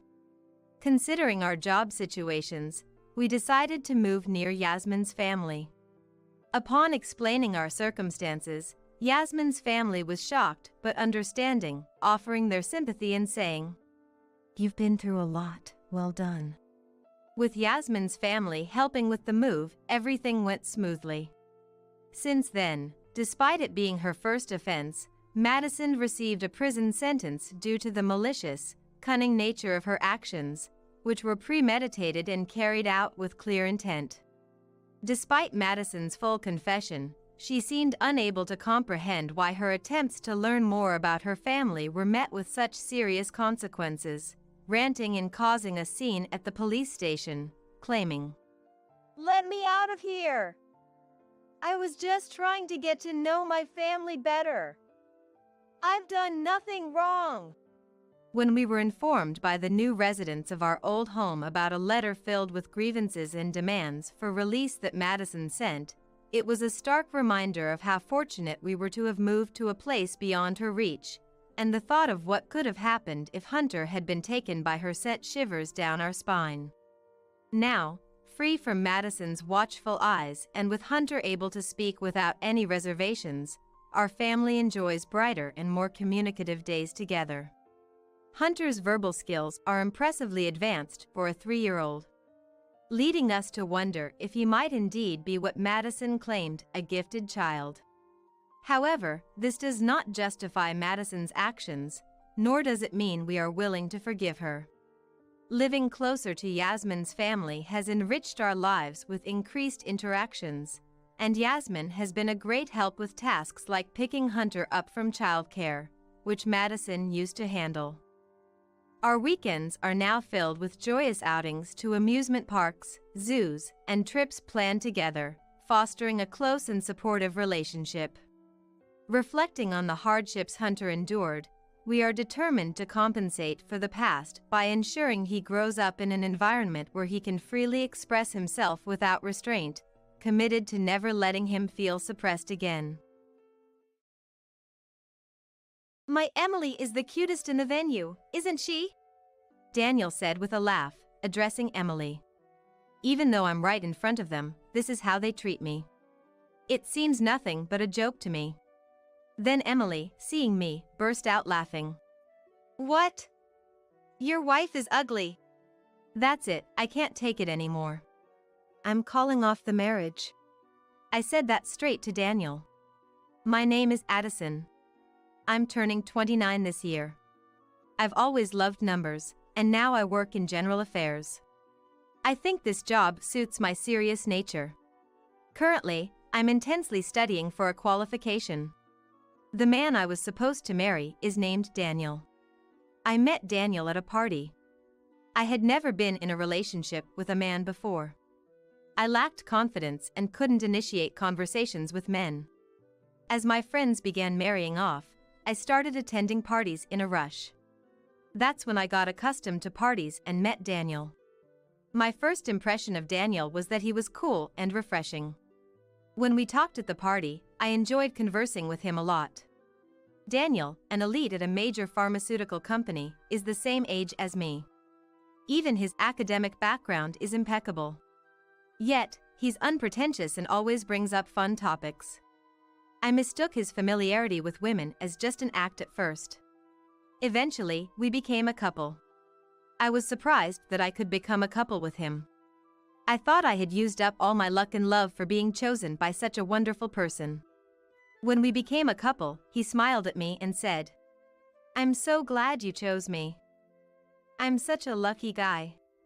But really, I was the one chosen by him. So I said, "I'm super happy too. But why did you choose me?"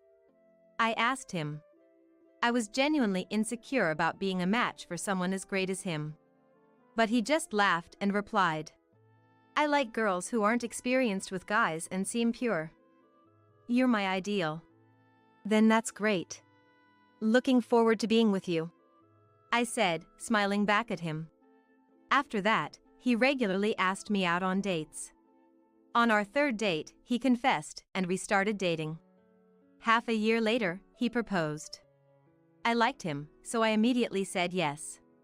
"That's great. Let's be happy together," he said with a smile. Living for 29 years, I had finally grasped happiness. I would become even happier after getting married. I believed so. But my expectations crumbled to nothing. Because after we got engaged and started living together, he changed. While dating, "Addison, you're really cute. My princess." He always praised me with a smile. But now, that's a thing of the past. Lately, he's always belittling me. For instance, the day after we started living together. I got up earlier than him that day and started preparing breakfast. I planned to do my makeup before leaving for work, so I was cooking without it. When breakfast was ready and set on the table, he woke up. I called out to him with a smile. "Good morning, Daniel. Breakfast is ready, let's eat together." Then he, seeing me, yelled in surprise. "What an awful face you have. A woman without makeup in the morning isn't a woman. At least make yourself presentable," he shouted, furrowing his brow. His eyes were like those looking at something filthy. In a panic, I retorted, "I was going to do my makeup later. Isn't that too harsh? You used to call me cute before we got engaged." I was shocked by his words. But he just laughed and added insult to injury. "It was just flattery to get married. Honestly, any woman with a decent income who'd do as I say would have been fine," he said, laughing. "That's..." I was so shocked that I dropped my fork. At that point, I wondered if I should really marry him, but we had already paid a deposit for the wedding venue. Besides, there was no guarantee of finding another partner if I let him go. I had no romantic prospects before meeting him. And maybe, just maybe, he might return to his kinder self. Holding on to that faint hope, I had no choice but to endure his harsh words. His behavior and words became increasingly unbearable, especially concerning finances. He stopped contributing to our previously split living expenses. Could you please contribute to the living expenses? It's tough for me to cover everything with my salary alone. I pleaded with him on a day off, but he half-heartedly dismissed me. The wedding costs a lot, right? I'm broke from that expense, so you could at least pay the living expenses. However, he wasn't bearing the full cost of the wedding. There would be gift money, and his share of expenses should be less. No matter how I tried to convince him, he wouldn't listen. Moreover, he never helped with wedding preparations, even when I discussed the dress fittings. Even when I consulted about a dress meeting. Why do I care about a dress? It's a woman's thing, right? You just decide whatever. That's how he responded. And there were issues with his friends too. He seemed to have many friends, as his mobile phone frequently rang. Often, calls were from women I didn't know. When I questioned him, suspecting infidelity. They're just friends. Jealousy is unattractive. He dismissed it entirely. Unable to ask more, I was left in the dark until one night I overheard something shocking. It was when I woke up in the middle of the night. I usually slept with him in the bedroom, but that night, thirsty and awake, I noticed he wasn't there. I heard voices from the living room. He was on the phone. Daniel? I was about to open the door to the living room, but his words stopped me. Our apartment walls are thin, so conversations are usually audible. I wished I had married Emily, he said, laughing. And Emily's voice, loud enough through the phone, responded. But you'll quit your job someday, right? I want someone who can really provide. She laughed. Her voice was unbearably annoying. It was clear she was flirting with Daniel and aware of his attraction. But Daniel continued the call unfazed. It was really great when I was dating you. You're so cute. Should we get back together? Emily burst into laughter at his suggestion. That would be sad for your fiancé, wouldn't it? Though I'm definitely cuter. She laughed. Daniel continued to badmouth me with ease. I shed a tear at his cruelty and whispered quietly, so as not to be heard in the next room. Daniel, you never really loved me. I thought I could finally be happy. I cried, stifling my voice so he wouldn't notice. Unaware of me, they continued their sweet conversation. Their phone call was hellish for me to overhear. Why did I rush into this marriage? I muttered, crying. He was definitely cheating, and it seemed unlikely he'd return to the kind man he was before we lived together. But the wedding was only a week away. What should I do? I could only despair about the future. Then came the wedding day. Daniel and I were preparing in the dressing room. Our families had already entered the ceremony hall, leaving us alone. Just waiting for the attendant to arrive, we heard a knock. Come in, please. I invited them in, thinking it was the attendant.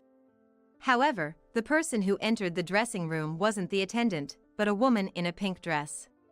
Excuse me. I froze at that familiar voice. It was the woman on the phone with Daniel that night. I instinctively knew it. As I stood there, stunned, Daniel spoke in an excited tone. Ah, if it isn't Emily. You made it here without getting lost, he said, patting Emily's head. I was baffled by his words and actions, and she looked at him and happily responded. Daniel gave me the room number. But is this woman your marriage partner? She laughed, looking at me. Yeah, that's right. Oh, really? Such a plain dress for the main character of the day. It's quite dull. She critically eyed my dress from top to bottom, irritated by her assertive words. I replied, This is the dressing room. The attendant will be here soon, so could you please leave now? I said to her in a stern tone. Then she quickly hid behind Daniel. No way, jealousy? This woman is glaring at me, it's really scary. Daniel, help me. She feigned fear. Addison, jealousy is unbecoming. She's an important person to me, don't be mean. He admonished me. He couldn't see her face behind his back, but she was smirking at me. Her flashy makeup and perfectly styled hair were apparent. She was probably around the same age as me. She spoke with a triumphant look at me. Daniel really should have married me instead. You'll get bored of such a plain woman in 3 days, won't you? She laughed. Indeed. I wouldn't choose a woman like this unless she had a decent income. She's not my type, he said, looking down on me. I remained silent on purpose. I thought I'd let them talk as they pleased for a bit longer. I clenched the hem of my dress. I really wanted to marry you. Even if we can't be a real couple, you will always be the wife of my heart. Daniel, even if you're married, we'll always be together, right? Such an ugly woman is just for the money. She laughed brightly. That's right. We'll always be together. I'll quit my job and live off Addison's money with you. He made an outrageous proposal to her. At that moment, I was on the verge of exploding. What did these two think of me? But they were oblivious to my anger. Daniel, you're terrible to your wife. Are you proposing that because I'm cuter? She asked him with upturned eyes. He nodded as if it were obvious. My Emily is the cutest in the venue, right? What do you think of Addison's face, Emily? Daniel asked with a sarcastic smile, turning to Emily. Despite my presence, this was how they treated me. It seemed nothing but a joke to me. Then Emily, seeing me, burst out laughing. What? Your wife is ugly. And she continued. Poor Daniel, marrying such an ugly woman. I'll soothe you as your heart's wife, she said, looking down on me with a laugh. That's right, isn't it? Daniel laughed too. That's it, I can't take it anymore. I'm calling off the marriage. I said that straight to Daniel. He, not taking me seriously. Really? If you cancel the marriage with me, you'll stay single forever. Because you're an unfixable ugly woman. He started laughing. Emily too. Daniel, you're too honest. I'm laughing so hard, my stomach hurts. She clutched her stomach, laughing uproariously. After laughing, Daniel said, A woman like you should be grateful to get married. You'll support me with your money for life. I felt a deep rage boiling inside me. Frustrated at myself for not seeing through such a person before the wedding. I clenched my fists, trying to endure. Emily, still laughing. Well, the wedding ceremony is about to start, right? I have to go eat my share of the celebration money, so I'll head to the venue first, she said and left the room. Shortly after, the attendant arrived. Seemingly unaware of the conversation in the dressing room, the attendant began preparations, congratulating us. Then the attendant started explaining the wedding. Daniel and I had chosen a restaurant wedding, starting with the reception. According to the attendant, we just had to follow the MC's lead. I listened quietly to the attendant's explanation. Daniel spoke to me nonchalantly. Once the wedding is over and we're officially married, we'll be husband and wife. Your looks are a letdown, but I'll put up with it. After all, I have Emily. I ignored his comment. I had no intention of listening to him anymore. I was done with this man. Daniel persisted. Hey! Answer me. But I continued to ignore him. All that was left was to exact revenge and denounce him and his actions. I felt a sense of mission burning within me. Then Daniel and I entered the wedding venue. The unsuspecting attendees gave us a generous round of applause. Of course, among them was Emily, smirking unpleasantly. We sat down, and the MC proceeded with the ceremony. Let's start with the vows. First, the groom, Daniel. Amidst thunderous applause, Daniel began speaking. I am overjoyed to marry Addison. I vow to love only her for the rest of my life. He looked at me with a smug face. All lies. Inside, I looked at him with a cold detachment. Amidst the applause, the MC continued. Thank you. Now, a response from the bride, Addison, please. I ignored the MC and remained silent. A murmur started spreading through the venue. My parents and friends looked worried. Addison? Could we have your response, please? The MC tried to proceed, albeit confused. Still, I remained silent. The venue became more unsettled.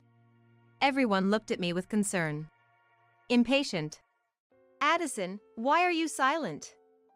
Just say something. Daniel harshly said. But I kept quiet. The atmosphere in the venue turned decidedly strange. The in-laws looked at me with puzzled expressions. Enough was enough. I had gathered enough attention.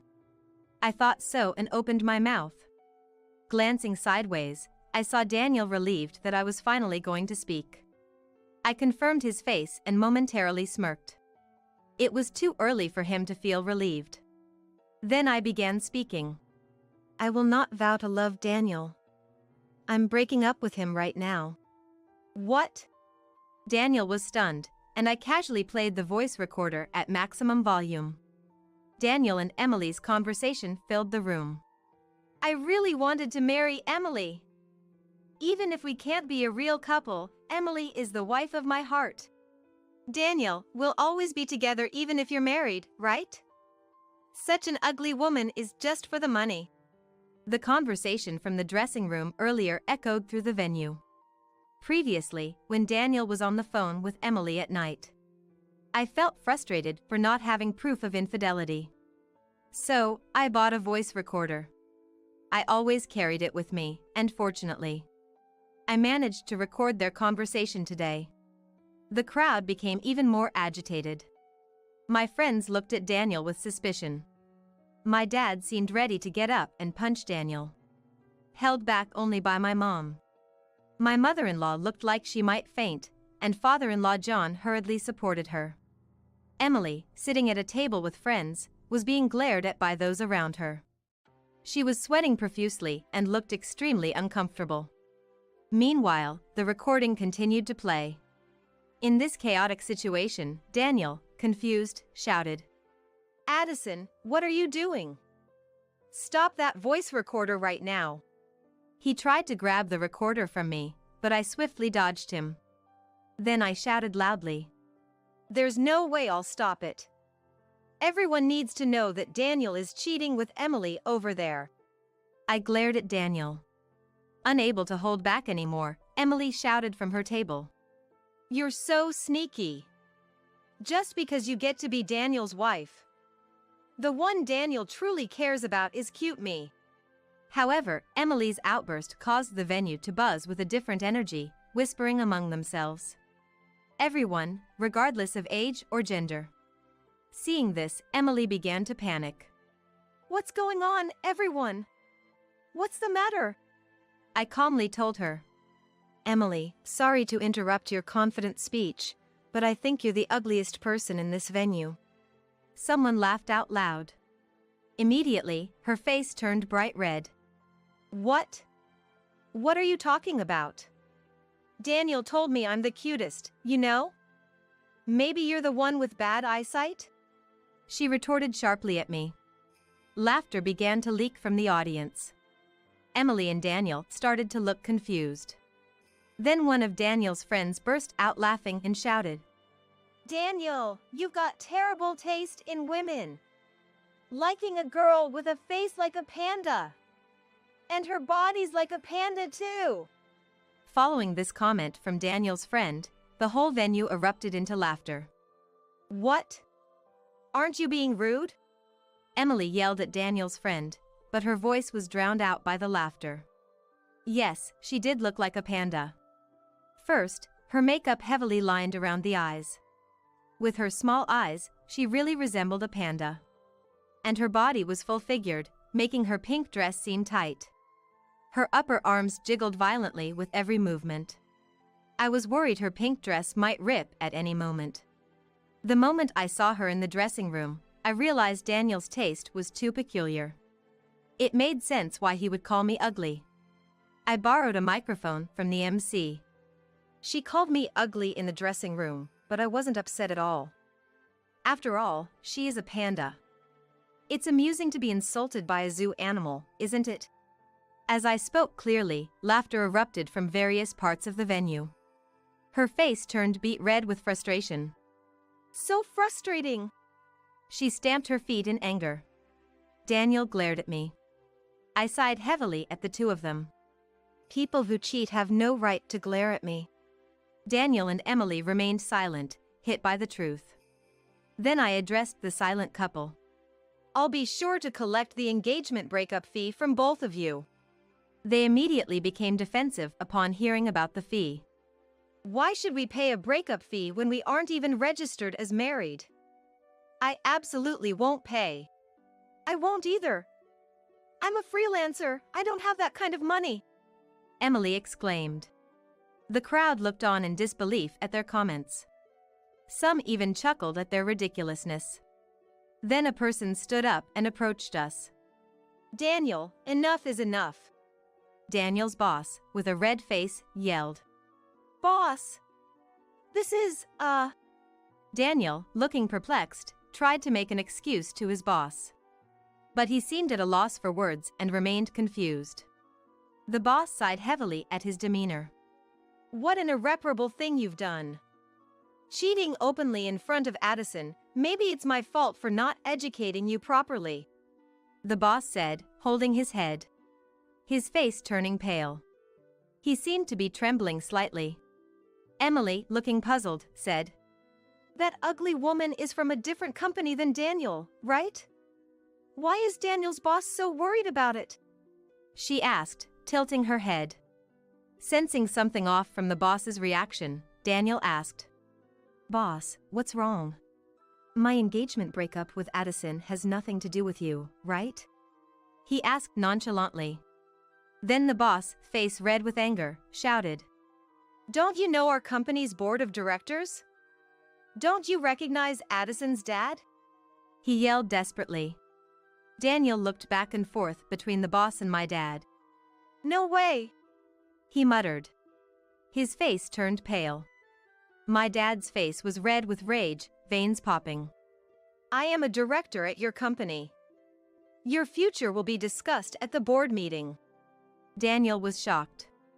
He tried to appease my dad in a panic. Wait, please. It's too much for this incident to lead to that. Daniel's friends were also surprised. They were all his colleagues, so bewildered by this turn of events. It's natural to be confused when the bride's dad is a director at your own company. Then my dad said calmly, Weren't you planning to quit the company and live off my daughter? You just played it on the voice recorder.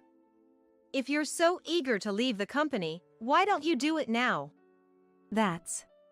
Daniel's face was filled with despair.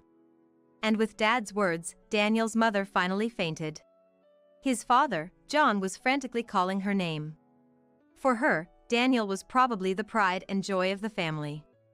A well-educated graduate working in a major corporation. He must have been on a seemingly perfect elite path. But now, this incident not only derailed his elite trajectory but also cast his future into uncertainty. I had only met the in-laws once at a greeting. But they seemed like very nice and sensible people. That's why this incident must have been incredibly hard for her to accept. Daniel looked terribly bewildered by his mother fainting. And then, incredibly, Daniel yelled at me. If you had told me your dad was a director at our company, I would have treated you better. He accused me, completely disregarding his own actions. He seems to be pretending that nothing happened to him. That was the last straw for me. Daniel blaming me in such a situation. I didn't care what happened to him anymore. I asked Daniel with a smile. Treat me better? Like contributing to our living expenses during cohabitation? Or not contributing money but at least staying out of housework? That's... He faltered. I exposed to everyone that Daniel didn't contribute to living expenses and yet interfered in household matters. Daniel was now subjected to even more disdainful looks from the crowd. Especially the women there didn't seem to see him as a human anymore. Maybe they thought even a weed would be better than him. Even Emily said to him, "Daniel, you didn't pay any living expenses at all? That's really bad, isn't it?" He, realizing the gravity of the situation, turned even paler. I smiled at him. "Good for you, Daniel. You wanted to quit your job, right? You'll probably be able to quit very soon." He looked around. Dad, glaring at him in rage. Friends looking at him with disdain. Emily, a bit in disbelief. Not a single person was on his side. In such a situation, most people couldn't stand it. Then he began to tremble and clung to me. "Addison, I was wrong. Please don't call off the engagement. I don't want to quit my job." He apologized profusely. Sweat on his forehead. It was too late for apologies. I looked at him with cold eyes. "It's over, Daniel. After being looked down upon like this, there's no going back. Just stop it." "But..." He looked like he was about to cry. I added the final blow. Freelancer Emily and soon-to-be unemployed Daniel, a perfect match. Emily turned pale as well. If she were burdened with an unemployed Daniel, they would both be in trouble. Quickly, Emily distanced herself from Daniel. And then, Daniel collapsed, his knees giving way. "Don't ever show up in front of me again." I left the two of them behind and exited the venue in my wedding dress. Eventually, he left the company. The company's decision was a demotion in the guise of a department transfer. A department where his main job was sorting documents. However, many company associates had witnessed his debacle at the wedding. Leading them was our dad, a director of the company. The smart ones started keeping their distance from Daniel, and it seems he was secretly condemned by many. Consequently, he found it increasingly difficult to stay at the company. Eventually, unable to bear it, he submitted his resignation before the transfer. But leaving the company brought him further trials. It was the hefty breakup fee. The engagement breakup fee was just the going rate, not too high. But we added the wedding costs on top of it. Since the wedding turned out that way, we had to return the congratulatory money to all the guests. But the food was served, and the full cost of the wedding had to be paid. He was responsible for the disruption of the wedding, so it was decided that he would bear the cost. Daniel's parents, who were very nice people, apologized to me several times. I felt almost sorry for them. Daniel had no savings. He was flashy with money and spent whatever he had. Therefore, his parents initially shouldered the guarantee money. However, in the discussion, "If I marry Addison, I don't have to pay, right? Then I'll register the marriage," Daniel argued. I felt nothing but contempt for him. And for saying that, he was severely scolded by his father, John. Eventually, an infuriated John said, "You're hopeless. I'm done with you." Daniel was visibly panicked. With no job and no home, Daniel was in a dire situation. Naturally, the apartment where Daniel and I had been living was already in the process of being vacated. I think he has to leave by the end of this month. I had already arranged movers and sent my belongings to my parents' house, leaving the apartment. After that, he kept ignoring the landlord's eviction notices. Eventually, he was sued. I found out about this because the landlord contacted me. Apparently, he had stayed there for about 3 months without paying rent. He was forcibly evicted through legal proceedings. It's unlikely that he who now disowned by his parents could return to his parents' home. Jobless and homeless, his future looked bleak. I think he has hit rock bottom. And he hasn't rebuilt anything with Emily. Through a lawyer, I demanded the guarantee money from her. I offered a condition: if she didn't reconcile with Daniel, the fee would be reduced. Without hesitation, she chose not to reconcile. "I'm not interested in someone without money or a home," she declared firmly. Apparently, Daniel reached out to her several times for help, but she ignored all his attempts. She apologized to me. "I'm really sorry." Since that wedding, everyone calls me a panda. It's been tough. I think the guests spread the word. She seemed to have realized her mistakes and reflected on her actions. But no matter her remorse, she faced constant criticism. Even at her part-time job, the panda nickname got out and she quit, being laughed at behind her back. I'm thinking of moving far away, she said. She, forced to flee due to her careless comments with Daniel. She will likely continue to be cautious about public scrutiny. A fitting punishment for her disdainful behavior. I hope she learns from this. As for me, I passed my certification exam. The qualification is for a social insurance labor consultant. Working in general affairs, dealing with payroll and entry/exit procedures, I wanted to be more knowledgeable about labor management. This will surely motivate me more in my work. Not just in work, but I've also taken a step forward in romance. After the wedding, my friends started introducing me to men, knowing I was done with parties. I was grateful for their kindness. There's one man, introduced by a friend, with whom I've become close. He's 3 years older, hardworking, and not very handsome. Rather plain-looking. He works office administration in a small to medium enterprise, nothing glamorous. After Daniel, elite and good-looking men trigger a rejection in me. So, this man feels like someone I can be myself with. It's still early to tell how it will go. But it's a step forward. I want to cherish this one step forward for the future.